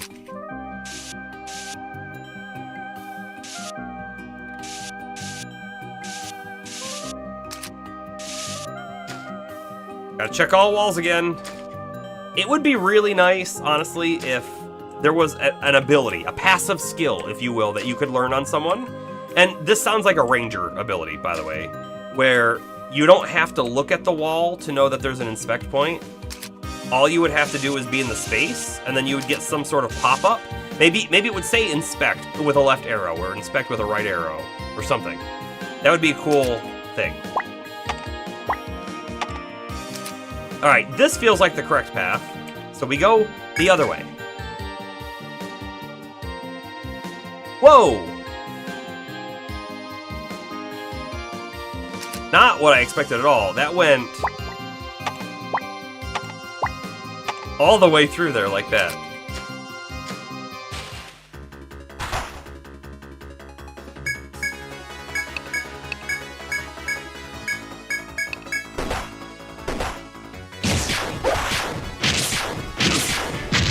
It would actually be really cool if we could create a attack plan and store them as like a whole bunch of them. So when we encounter these enemies, we say attack plan alpha, right? Your attack plan 1. You click the first button and you've already set it to do everyone attacks the same target or something, and Carolyn does her fire attack instead. Something like that. Just like interesting quality of life things to speed up the combat a little bit. I don't think the combat is extremely slow or anything, but I do think it could be improved upon. Anything can be improved upon. Merc leveled. We were doing something on him. I think I did salve last time, but I'm actually considering maybe we should take salve to 5, because that's when it gets its double arrow, which you can just barely see. And then after that, maybe we put all of our points into Cure 3 to lower its cost, and then only use Cure 3 in combat. I kind of like that. 2 more levels of salve 2. Let's actually come into Merc. Let's see. Oop. 1 more level salve 2. Then max Cure 3. Love it.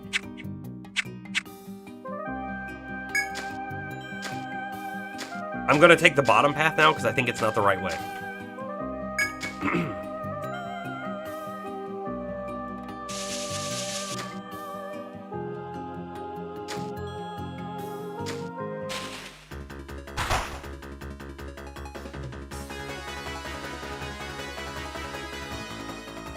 I think we let Saralyn take care of the Saber Maw and have everyone else attack the other stuff.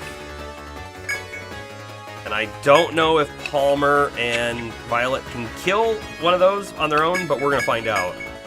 I'm not even gonna have Merc attack it, but we will use Bravery. It's gonna help. It's gonna help.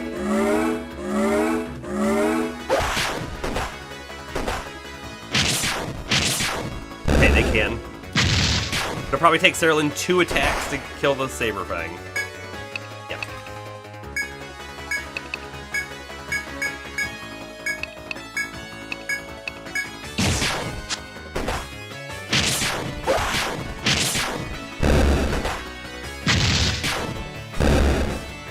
Auto attack. Okay, Palmer also got a level. We will do that level real quick as well after Healing Touch.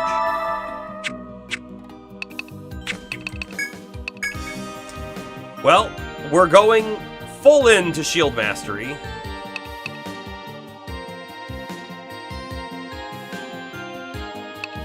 I don't want to take any of these, and I don't think I want to take any of those either, but what we're doing, right, is we're trying to get to Fortify and On Guard, because I think those are going to be really good. In fact, I don't think we want Fortify. Digs in for an ironclad defense against physical attacks. I would rather just use Parry. So we'll go On Guard, though. Chance to block. Sounds great.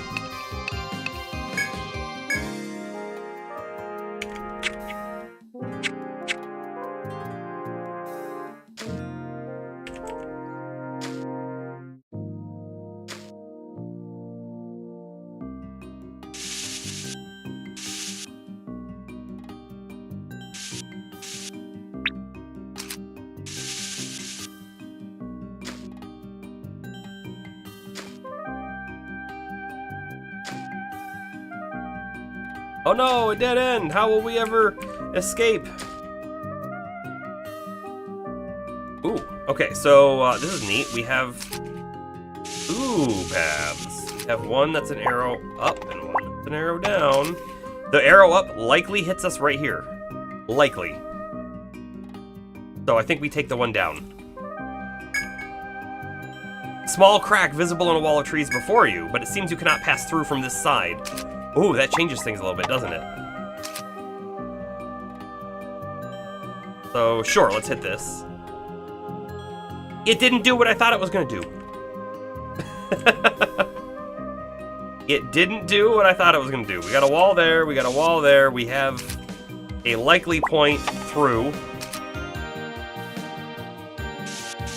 We have a foe and another hallway. Alright, well, we fight the foe. We save first. It's probably one of the dumb trees. So I'm not worried about. Thickwood. Not worried about. We just gotta keep refreshing.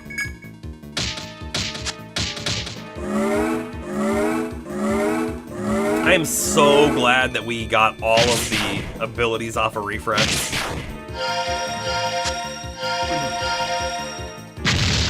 So important. It's so weird though that poison is such a big part of like floor 1 and 2. And you have no way to get rid of it. The refresh for poison is like level 7 refresh. Maybe 6, I don't know. But you have to have other things to even get there. So you have to probably be at least level 10 to get poison removal, which is crazy. Oh no. Almost did a bad. Almost did a bad.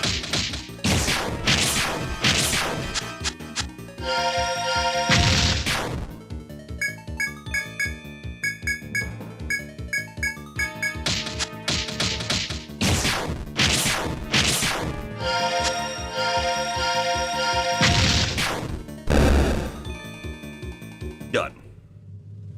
We got a dry peach. A dry peach. That's new. That's not what I wanted to do. I wanted to come in here. We got another level up. We're actually getting level ups pretty quickly here. Because we just leveled Astro. We're getting a lot of XP, is I guess what we're finding out here on this floor. Alright, that's a dead end. Make sure, I didn't check that space. Nothing.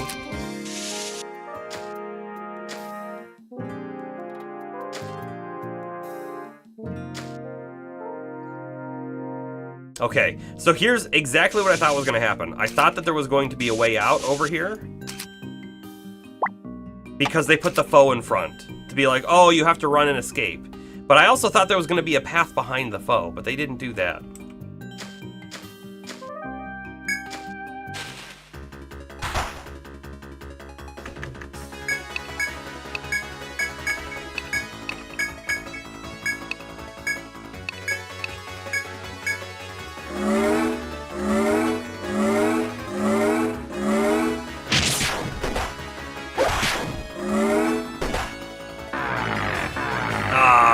Beneficial effect dissipated.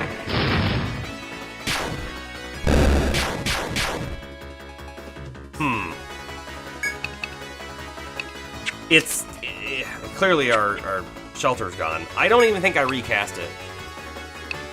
I don't think that's gonna happen. I think we just attack and kill everything.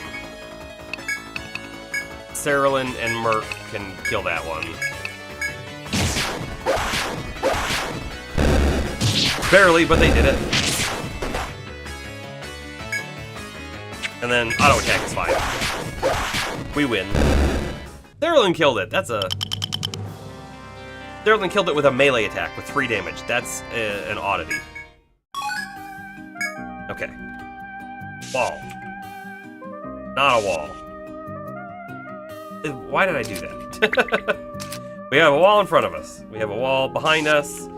We have a path that leads up a few blocks. I think there might even be one more. And then there's definitely a way down. So let's go up first.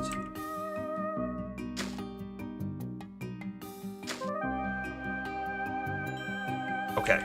So there's a way back. Oh, and the way back would put us behind the foe if we hadn't killed it.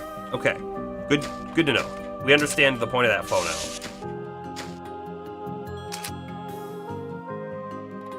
This is a small room.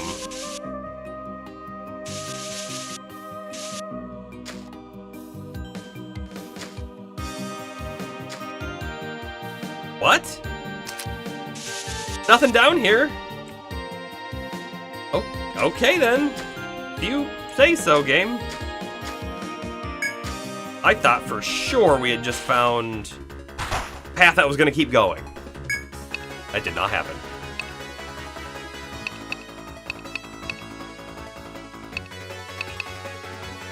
If I want to use TP on Violet right now, we do a tornado right there. And I guess Palmer can attack that. We can throw a fire on the Amoa just in case we need to, and Astro will attack the right one.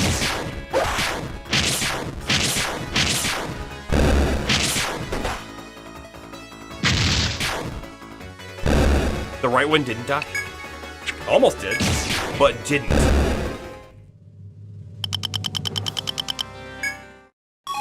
Pendant is a new item, and one that we knew that we needed for one of the items at Shilika's shop.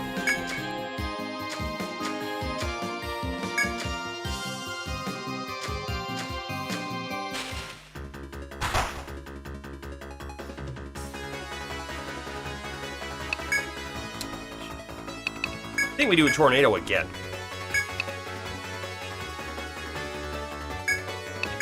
And I think Inferno probably knocks out the two side guys.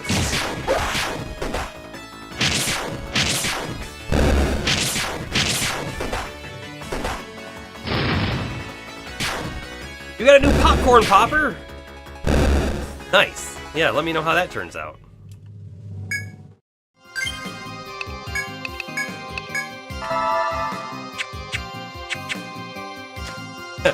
We actually got a new popcorn popper for Christmas as well. So one of the things my family will do is we do a like a game where everyone purchases a gift that's like $25, and then they're all wrapped. We don't know what they are. It's kind of like, it starts off kind of like White Elephant, sort of, where someone is first, and you just go around and everyone picks one off, and when you pick it off, you unwrap it and you see what it is. But then we play a game with, like, I came up with this where you have so many tokens, right? We use pennies usually or something like that, where you have so many tokens. I don't remember the numbers. Let's pretend you start with 30, right? And there's actions you can do on your turn. So it starts off, player one does a thing, and there's things you buy, basically, right? Oh, you can just, everyone passes to the left. That's like 1 token. But stealing from someone else is like 9 tokens or something, right? And so you do all of this, but you're not out until you've spent all of your tokens. You have to go out. And that means you want to, like, calculate your moves correctly so that you can end on a certain order, and you're not allowed to end on a steal and stuff like that. And we ended up with a popcorn maker. And we've used it quite a few times. It's just an air popper. We had one a long time ago, and then it broke. And from there, I used to make popcorn on the stove quite a bit with oil in a pan. But the air popper is just a little faster, but less cleanup.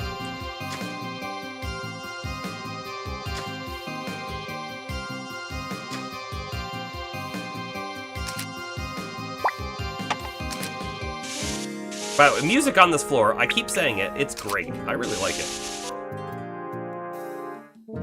Got one there too. Okay. Geez, do we take the top one or the bottom one? I feel like the top one isn't the correct way to go. Because it was just right there. You know what I mean? You didn't have to go anywhere for it. I'm gonna go up. Your wife prefers stovetop popcorn. Well, I do too. I do too. But there's the convenience factor, right? of the air popped. Ah, look, chest. I knew this was the right way. The right way for us. The stove popped popcorn is popped in oil, whereas the air popped is popped in air. So you lose out on the oil if you don't do the stove, and that's why probably just better do stovetop, but not as healthy for you.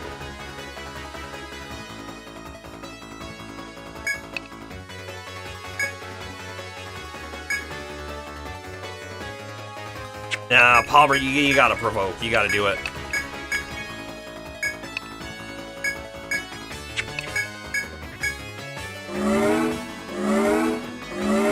You might lose out on the oil, but you also lose out on the oil.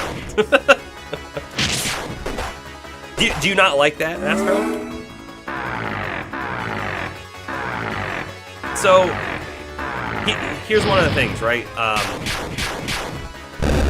Probably, like a normal person, you put something on the popcorn after you make it, right? Some salt or something. If you just do the air popper and then you pour any salt on it, it has nothing to stick to, and so you don't get salty popcorn, you just get salt at the bottom of your bowl. But if you have oil from the stove, then it can stick to something. Oh, you were just referencing the taste versus the health point. Ah, yeah. Yeah, definitely.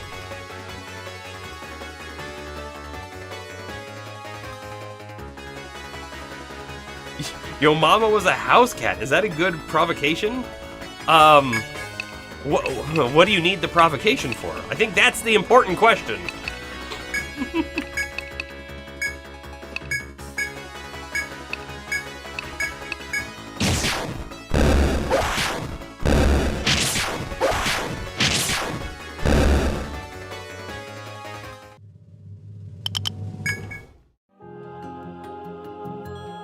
Okay, nothing on the walls other than the one we found.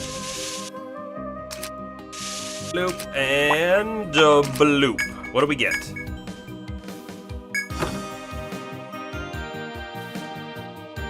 I'm rated 2.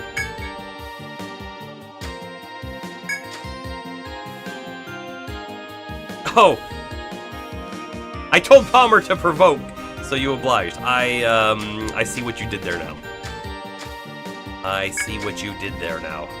Hey, look! There's a F.O.E next to me! Ah! It's gonna be a tree, though. Trees aren't scary. The trees would be very scary if we didn't have Merc. Without Merc, or with Merc, though, not scary. We fight. How funny would it have been if I didn't save and this was actually a really, really hard, challenging guy? That would have been scary.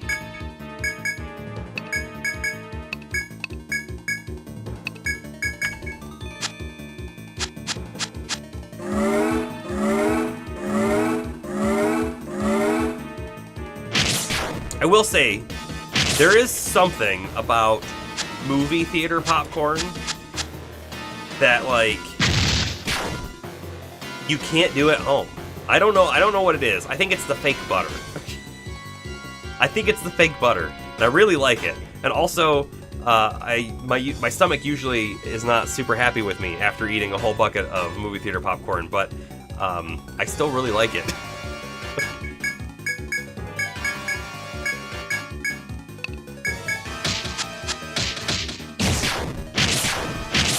Speaking of that, I haven't been to the theater in a long time. I'd really like to go. I like the experience of being in a theater. I think it's fun. I always have. You always get a tummy ache? Yeah, I mean, I basically do as well, and yet I keep doing it because I like it. I don't like the tummy ache. I like the popcorn. Movie theater popcorn, fast food fries, restaurant curry, made at home just can't compete sometimes. Yeah. I'm trying to think if so we've had some, it's like a rosemary spice something frozen french fry that you just put on a tray in probably some oil in the oven. And those come out really good. Still not quite the same as a fast food french fry, but they come out really good. Mostly, though, most fries you do in the oven, I don't think come out nearly that good.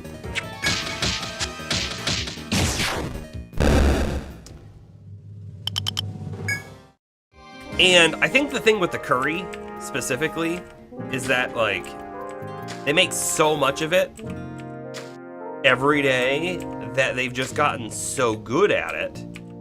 And so, like, if you made it every day, as often as they do, you might get that good at it, too. I will also say, I've definitely had, like, some curry at some place. I'm like, this wasn't worth it.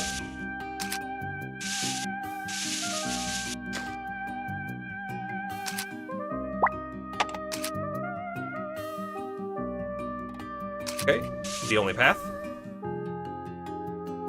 There's a really nice theater that came to town a few years ago. When that happened, all the other theaters did some major renovations. It was humorous to see. Yes, I think that's a common sort of pattern, right? All of a sudden, you've got the old theater with the old, maybe slightly sticky chairs that have a hole in them that squeak really bad, and they're kind of hard, and they have really hard armrests and all that kind of stuff, and they're like packed together and you don't have much space. And then the new theater comes in with the really nice leather reclining chair with the armrests that are cushioned, that are this wide, with giant drink holders in them, and the ability to like lift up the middle so it's like a little love seat or whatever. And then all the other ones are like, oh, we have to compete now because those are really nice seats. Fast food fries are different because the oil is reused. You need to make multiple batches with the same oil to get it the same. Oh, that makes total sense. And some places, so this is funny, right? You might think, oh, it's a French fry, it's a potato, so like it's vegan, but it's not. I'm not vegan, but like I know some people who are, and there are certain restaurants that use like beef fat in the oil that they do their fries in, which I think probably makes them taste really good. But all of a sudden now it's not vegan anymore. But there are other places that don't, just use vegetable oil, and so it's one of those things as well that when you make fries at home, you're probably not using some kind of older reused oil with like beef fat in it and all sorts of other things that add a lot of flavor. The curry main difference, it's made early in the morning with a really big batch and then simmered all day. So when someone orders it, they take that as kind of a base and modify that into the final curry. Oh, and then if it's simmering all day, it's got a lot more time to absorb flavors. Makes sense?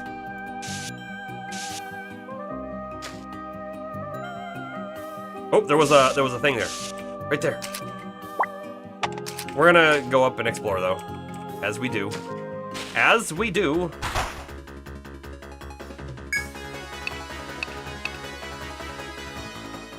You know what? We got the silver eye, and I don't know what we did to do it.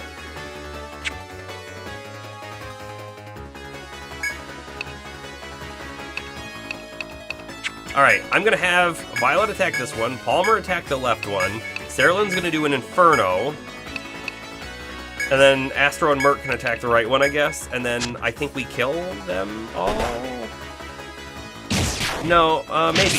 We'll see. I'm unsure. Yeah! Nice. We got the silver eye again. Maybe it's killing it with fire. Maybe it's killing it with fire.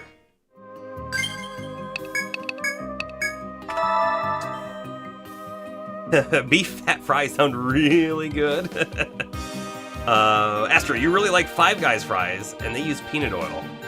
Yeah, I think they use peanut oil. I also really like Five Guys fries. Actually, I really just like Five Guys in general. I don't go there a lot, which is good for my waistline. But I do really like it. There is one thing that Five Guys does that I think they started doing because of other locations that are kind of like them, where they start having like milkshakes, and the milkshakes are fine, but I feel like they're not worth it at Five Guys because they only give you like a little cup of it for the same price as another place that would give you like a big cup plus the extra.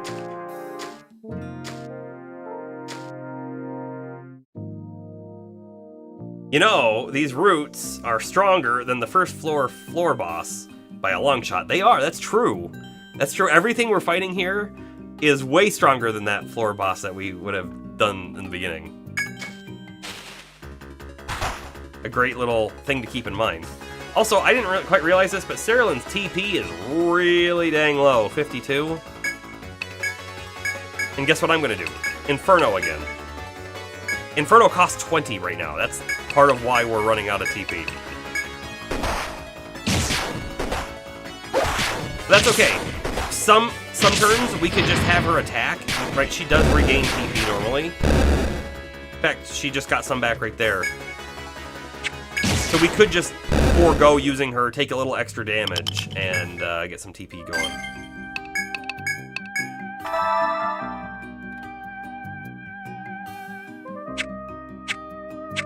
Still waiting for a Shake Shack. I've never been to one of those.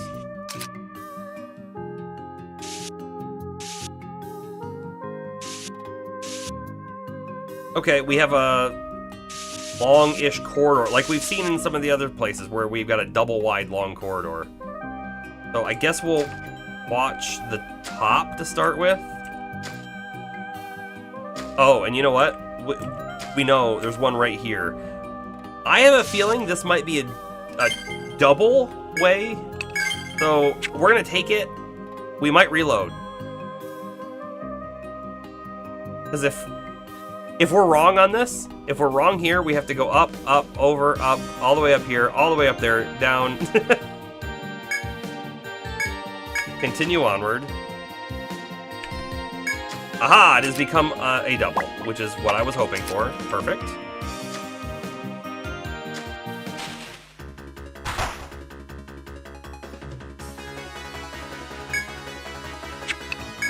We're gonna do a tornado over here. It's gonna be worth it.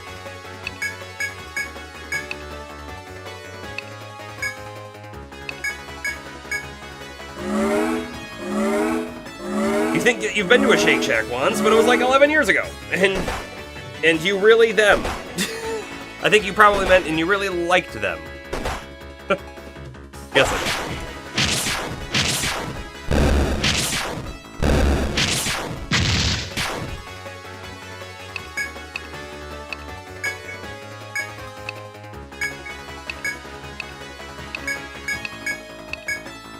Something like this. It's not gonna matter too much. Okay, like, yeah.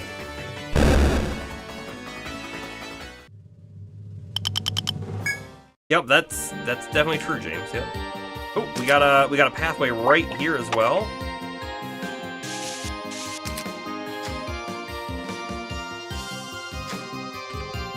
And we got a pathway right here.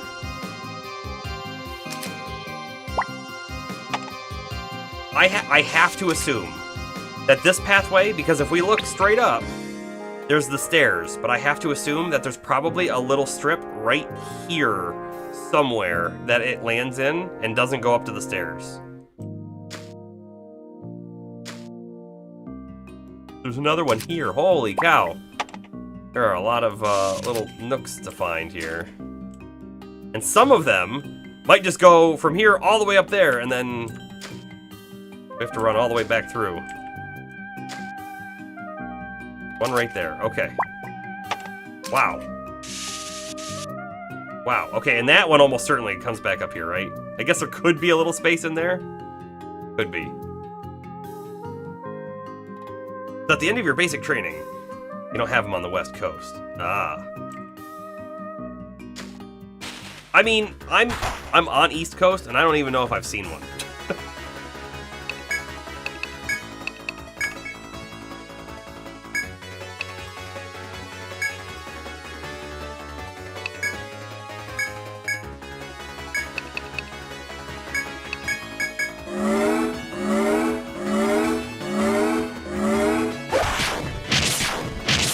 I'm out of water.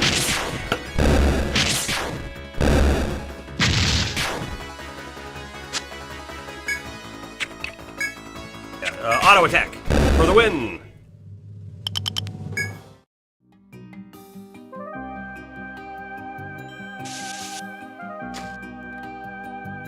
I'm not gonna be looking back because it should be nothing. In the middle.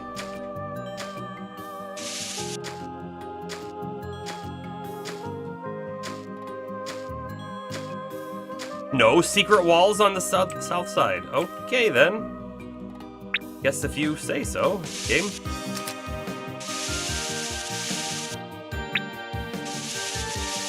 All right. Where do we want to go? We have a few different little options that we could do, right? So this arrow almost certainly leads up there. This arrow looks like it's got the best chance of having something here in the middle. However, you know how we're up here and we went really far across? I bet you this one does the same and it goes all the way up to there, and then we'd have to run all the way back through the floor again. So maybe we try this one first that looks like it's headed towards the stairs? That's my thought. We are running out of TP. That's for sure, though.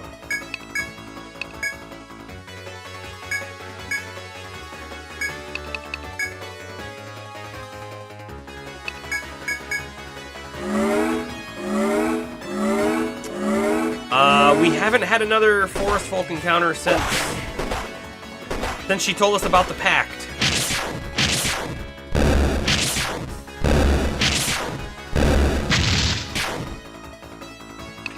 There's almost no way, right, that they don't give us some kind of option to try to reason with them, right? To talk it out. Make a new pact, if you will. Right? They're gonna let us do that, right? The new popper was amazing? Why? Well, what makes it amazing? Is it not just a standard air popper? Is there something cool about it? Hey, look! We found a thing. Alright, got stairs down. And we have an arrow there. Boy, I gotta tell you, there is a huge part of me that wants to check out if there's anything in here, right? There could be something else right there, but if there was, what would it be? A F.O.E? Maybe a chest, at most. At minimum, it just leads us back, and we have to have a long run back to this floor, or this staircase. Nature's boundless horizon. Okay, we got wall there. There's there. Wall there. By the way, this room looks a little ominous because it's so big. It's a standard air popper, but it needs no preheating. We're done in record time. Nice. Look how big this room looks. A vast area opens before you as you climb down the steep slope. You feel threats all around you within this expansive space in the labyrinth. Whether it stems from the forest folk or other dangers, extreme caution is called for here. You feel you should report to the Radha regarding the forest folk before going any further. Warning. We got railroaded into not being able to go forward. How boundless is the floor? Yeah, I mean, as far as we can see, which is only 4 tiles, but it's at least 4 tiles deep. Hey, look! There's a healing point on this floor. I love to see it. Alright, I guess we have to go back to town. No other options here.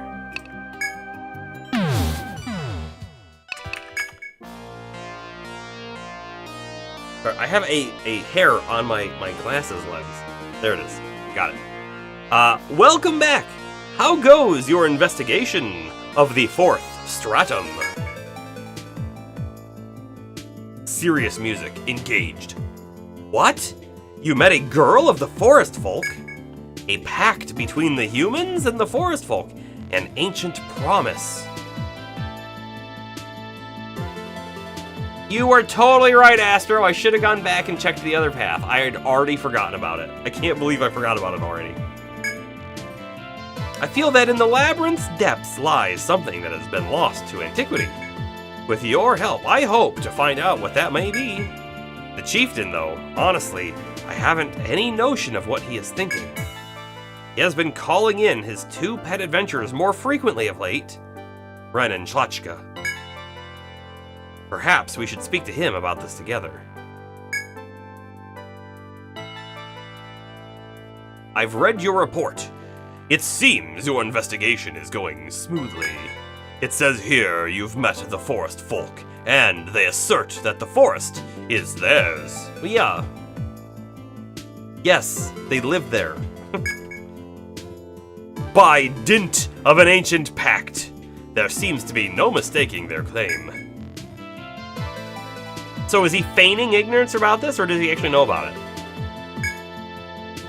Regardless, if we accede to this, Etria will have no source of livelihood. The labyrinth and the explorers it attracts, they are the backbone of this town. We cannot lose that because of a long-forgotten promise to these forest creatures. There we go. They're not real people, so we can just kill them. Is that it, Chief? Adventurers, the terms of the mission stand. Exterminate the forest folk at all costs for Etria's sake. Their very existence is a threat and must be removed. I mean, a threat to profit, a threat to the village's purpose, or the town or city. Not a threat to our lives! Don't forget to buy another thread. Thank you. I probably would have. Have you finished discussing things with the chieftain? He seems quite insistent on the matter. He won't brook any discussion on what to do. They may look human, but you will have to remember in battle that they are not.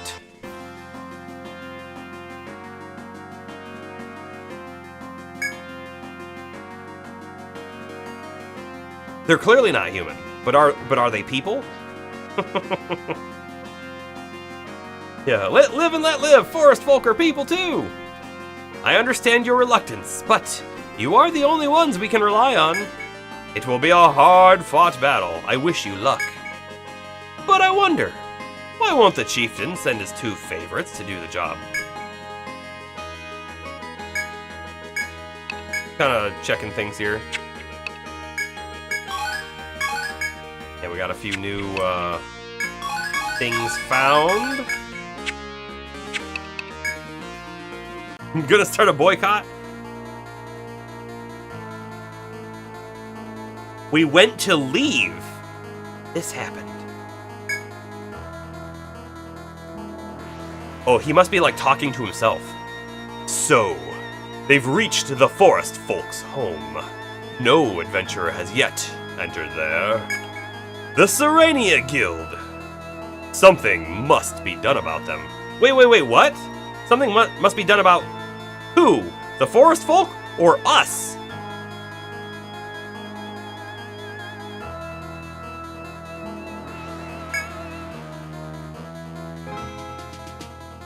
If the forest folk destroy them, all to the good. But if the ancient ones fall, we may require specialists. Even then, Serenia's curiosity may overcome even those warriors. In which case, they would learn the secrets of the labyrinth. What foolishness. Even if the mystery is solved, nothing will change. None will profit from such a thing. What just happened?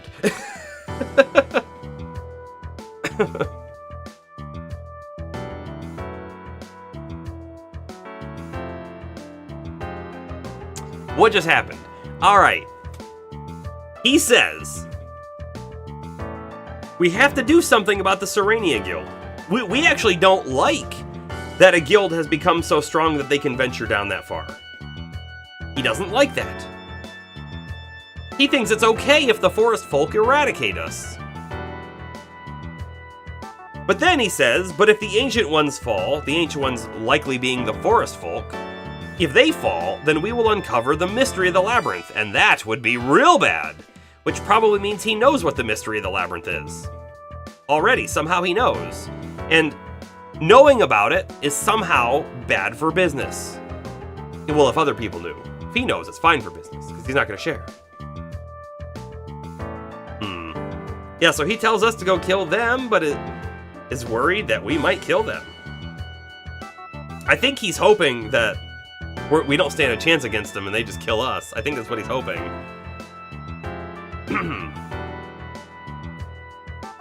I mean, like, realistically, here's the thing. Like, this is dumb on a couple of accounts, because he could just, at any moment, say, no one is allowed down into the Fourth Stratum.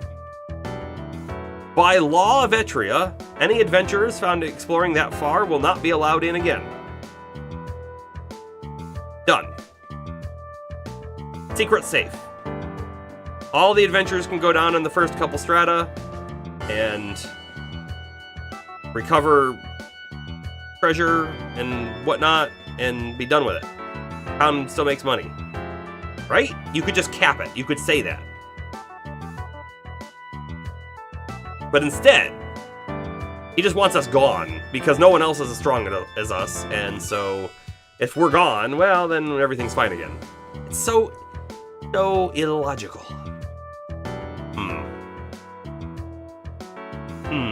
Well, let's go to the pub and just check new quests. There are a few. Chef's request 2. To appease jaded gourmands, Jackson Restaurant has devised a new dish requiring 2 musks as ingredient. We might have that. Can I look real quick? We have 2 musks. Look at that. Look at that. We have that one. Decided to take the request? Good, I'm hoping someone would. This request is from Mr. Jackson, the owner of Etria's finest restaurant. You might remember him from his earlier request. This time he wants 2 musks from you. I hear you can get musks from the gold deer that live around the 16th floor. Best of luck. We turn that one in immediately. We have it. So many theories have just popped into your head, Astro. There's a lot of different things that could be true here, right?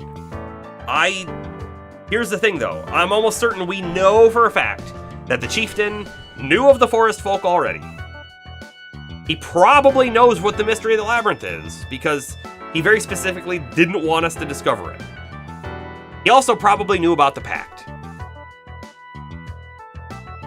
He also knows, here's the thing, he wants us to eradicate the forest folk, and I think that he might be okay with that as well, right? He doesn't mind if they eradicate us because we're problematic too, but the forest folk are also problematic because they've killed potentially a lot of other human adventurers. Potentially. Wonder what kind of dish he's gonna make with this. Some kind of seasoning? Well, anyway, thanks for the hard work anyway. Anyway, thanks for the hard work anyway.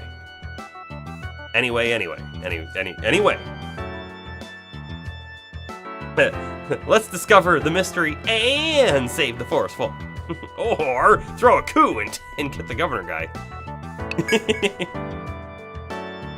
Under construction, they want 3 hard shards and 5 steel chips. Yeah, we're not getting that right now, because those steel chips were only for mining.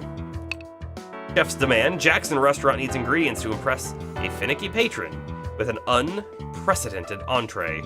Reward Tiger Boot. It doesn't even tell us what the item might be that they want. Work stoppage. Member of the Carpenters Guild has had his construction project on 17th floor disrupted by 3 monsters for a flame boot. Wow. They're building things on the 17th floor? That seems far down. I'm gonna not take any of those. Not right now. Chilica. We need to sell some things. Dry Peach is new. Astro, I can't tell you how much I like the notes function of Steam and how disappointed I am that I don't have it when playing Heroes because I'm not launching it through Steam. I guess technically I could probably launch the HD launcher through Steam, but I'm not gonna do that because that seems like it's not gonna work out very well. Dried Vine, do we have that? 75? No.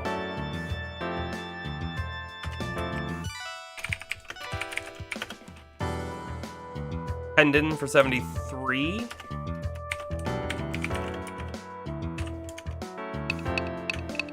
Pure Root, 72. Yeah, that's new too.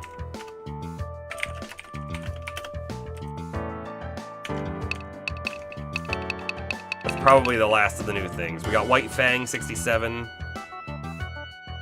Oh, that was new too.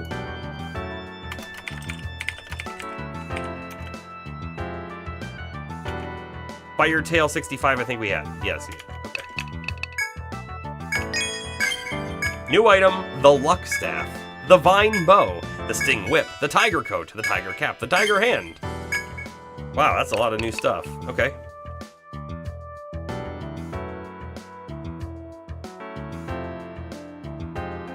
Probably Wyvern Egg.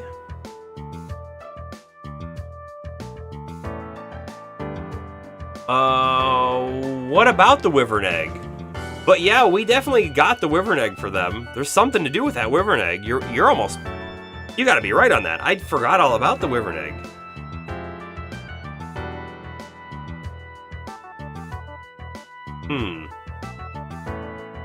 You'll go test the Steam overlay in Heroes.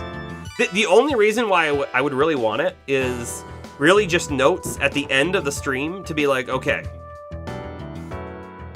the next thing that we were going to do is X for each hero or something like that, and then we don't have to try to remember. Adventurer-based economy, so fragile. All right, let's see. What do we got here? We got a Luck Staff. Goodbye, camera, so you can see it. We're currently using an Attack 53, Tech 4. This is Attack 78, Luck 5. Now, attack shouldn't affect our spell, just melee, as far as I'm aware. And Tech 4 is helping our spell. But you know what? Luck likely has something to do with like critical hits. It could be worth a swap. I don't really know. I have no idea what the calculations look like. It could be worth it. If we switch over to Merc, however, he's using a 70 attack with 15 HP. I think we swap this on Merc. I mean, we just bought Merc's new one. We just bought it, but we'll replace it. Okay, then we've got the Heaven Bow, which, by the way, we can't do. We need 5 more Sand Twigs. I'm kind of curious here. In fact, I want to go this way. So, we're currently using Fin Bow. Our attack is 130. Vine Bow takes it to 134. Attack 88, Strength 5, Tech 4. 88 to 97. I kind of think we stay with the Fin Bow. But look at this. This bow would take us from 130 up to 168. And the Heaven Bow would take us to, 148. So technically this one's better. Dried Vine. Heaven Bow needs Sand Twig. I don't think we've ever seen Sand Twig. Have we seen a Dried Vine? I'm not sure. Okay. I guess there's no other upgrades there. Let's take a look at the armor. We've got ourselves a Tiger Coat, equipable by almost everyone. We're currently using a defense 17 on Astro. We could be using 27. Might be worth it. Tiger Cap is defense 7. Tiger Hand is defense 6. Wow. Just straight up defense stuff. Maybe good for Palmer.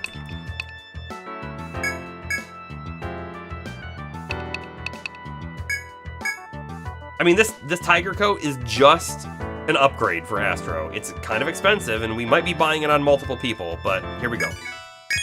I think it's worth it. Let's see. So Merc can't wear it. Saralyn can't wear it. But Palmer could.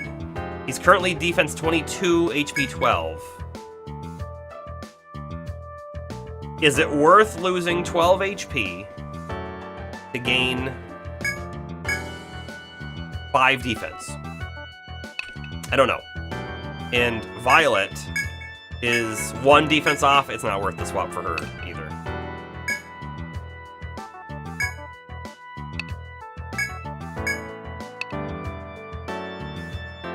Probably not. Yeah, probably not. I do think that I am going to swap this Cut Charm for the Tiger Cap on Violet. It's defense 2, HP 9 for defense 7. That's like almost the same thing. 5 defense for 9 HP, whereas the other one was 5 defense for 12 HP. It's hard to know. Hold on, let's take a look. Bear Glove is defense 3, strength 2, tech 1.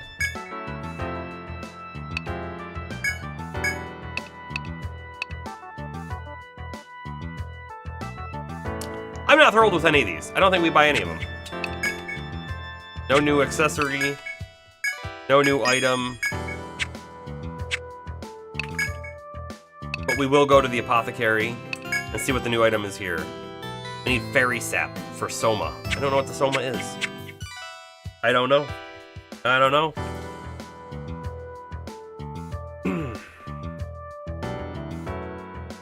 Okay.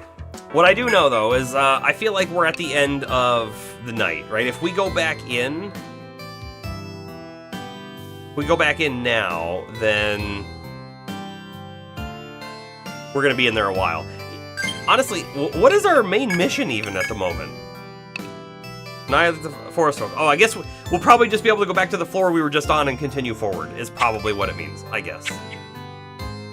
You think Soma might be a cure for sleep? I think that might be... that might be accurate. Soma sounds like a sleep-related thing. Okay. So anyways, like I said, I think this is the end of our stream for the night. I could be persuaded, I guess, to do a Power World stream tomorrow. Let me know in Discord. Otherwise, Monday we'll pick it back up, and Monday we'll probably Heroes again. Heroes of Might and Magic 3, because fun game. Fun game. Unfortunately, the Steam overlay does not appear to work. Here's the other thing, too. I could just have a notepad. Right? We could just use a notepad. I just need to remember to actually, use it. But have a good night, everyone. You managed to get the game to launch through Steam, but the overlay does not. Oh, that's interesting. Yeah, beat James of the Links this time. I love that the link thing is a race. I love it. All right. Have a good night, everyone, and see you next time. Merc's Rain signing off.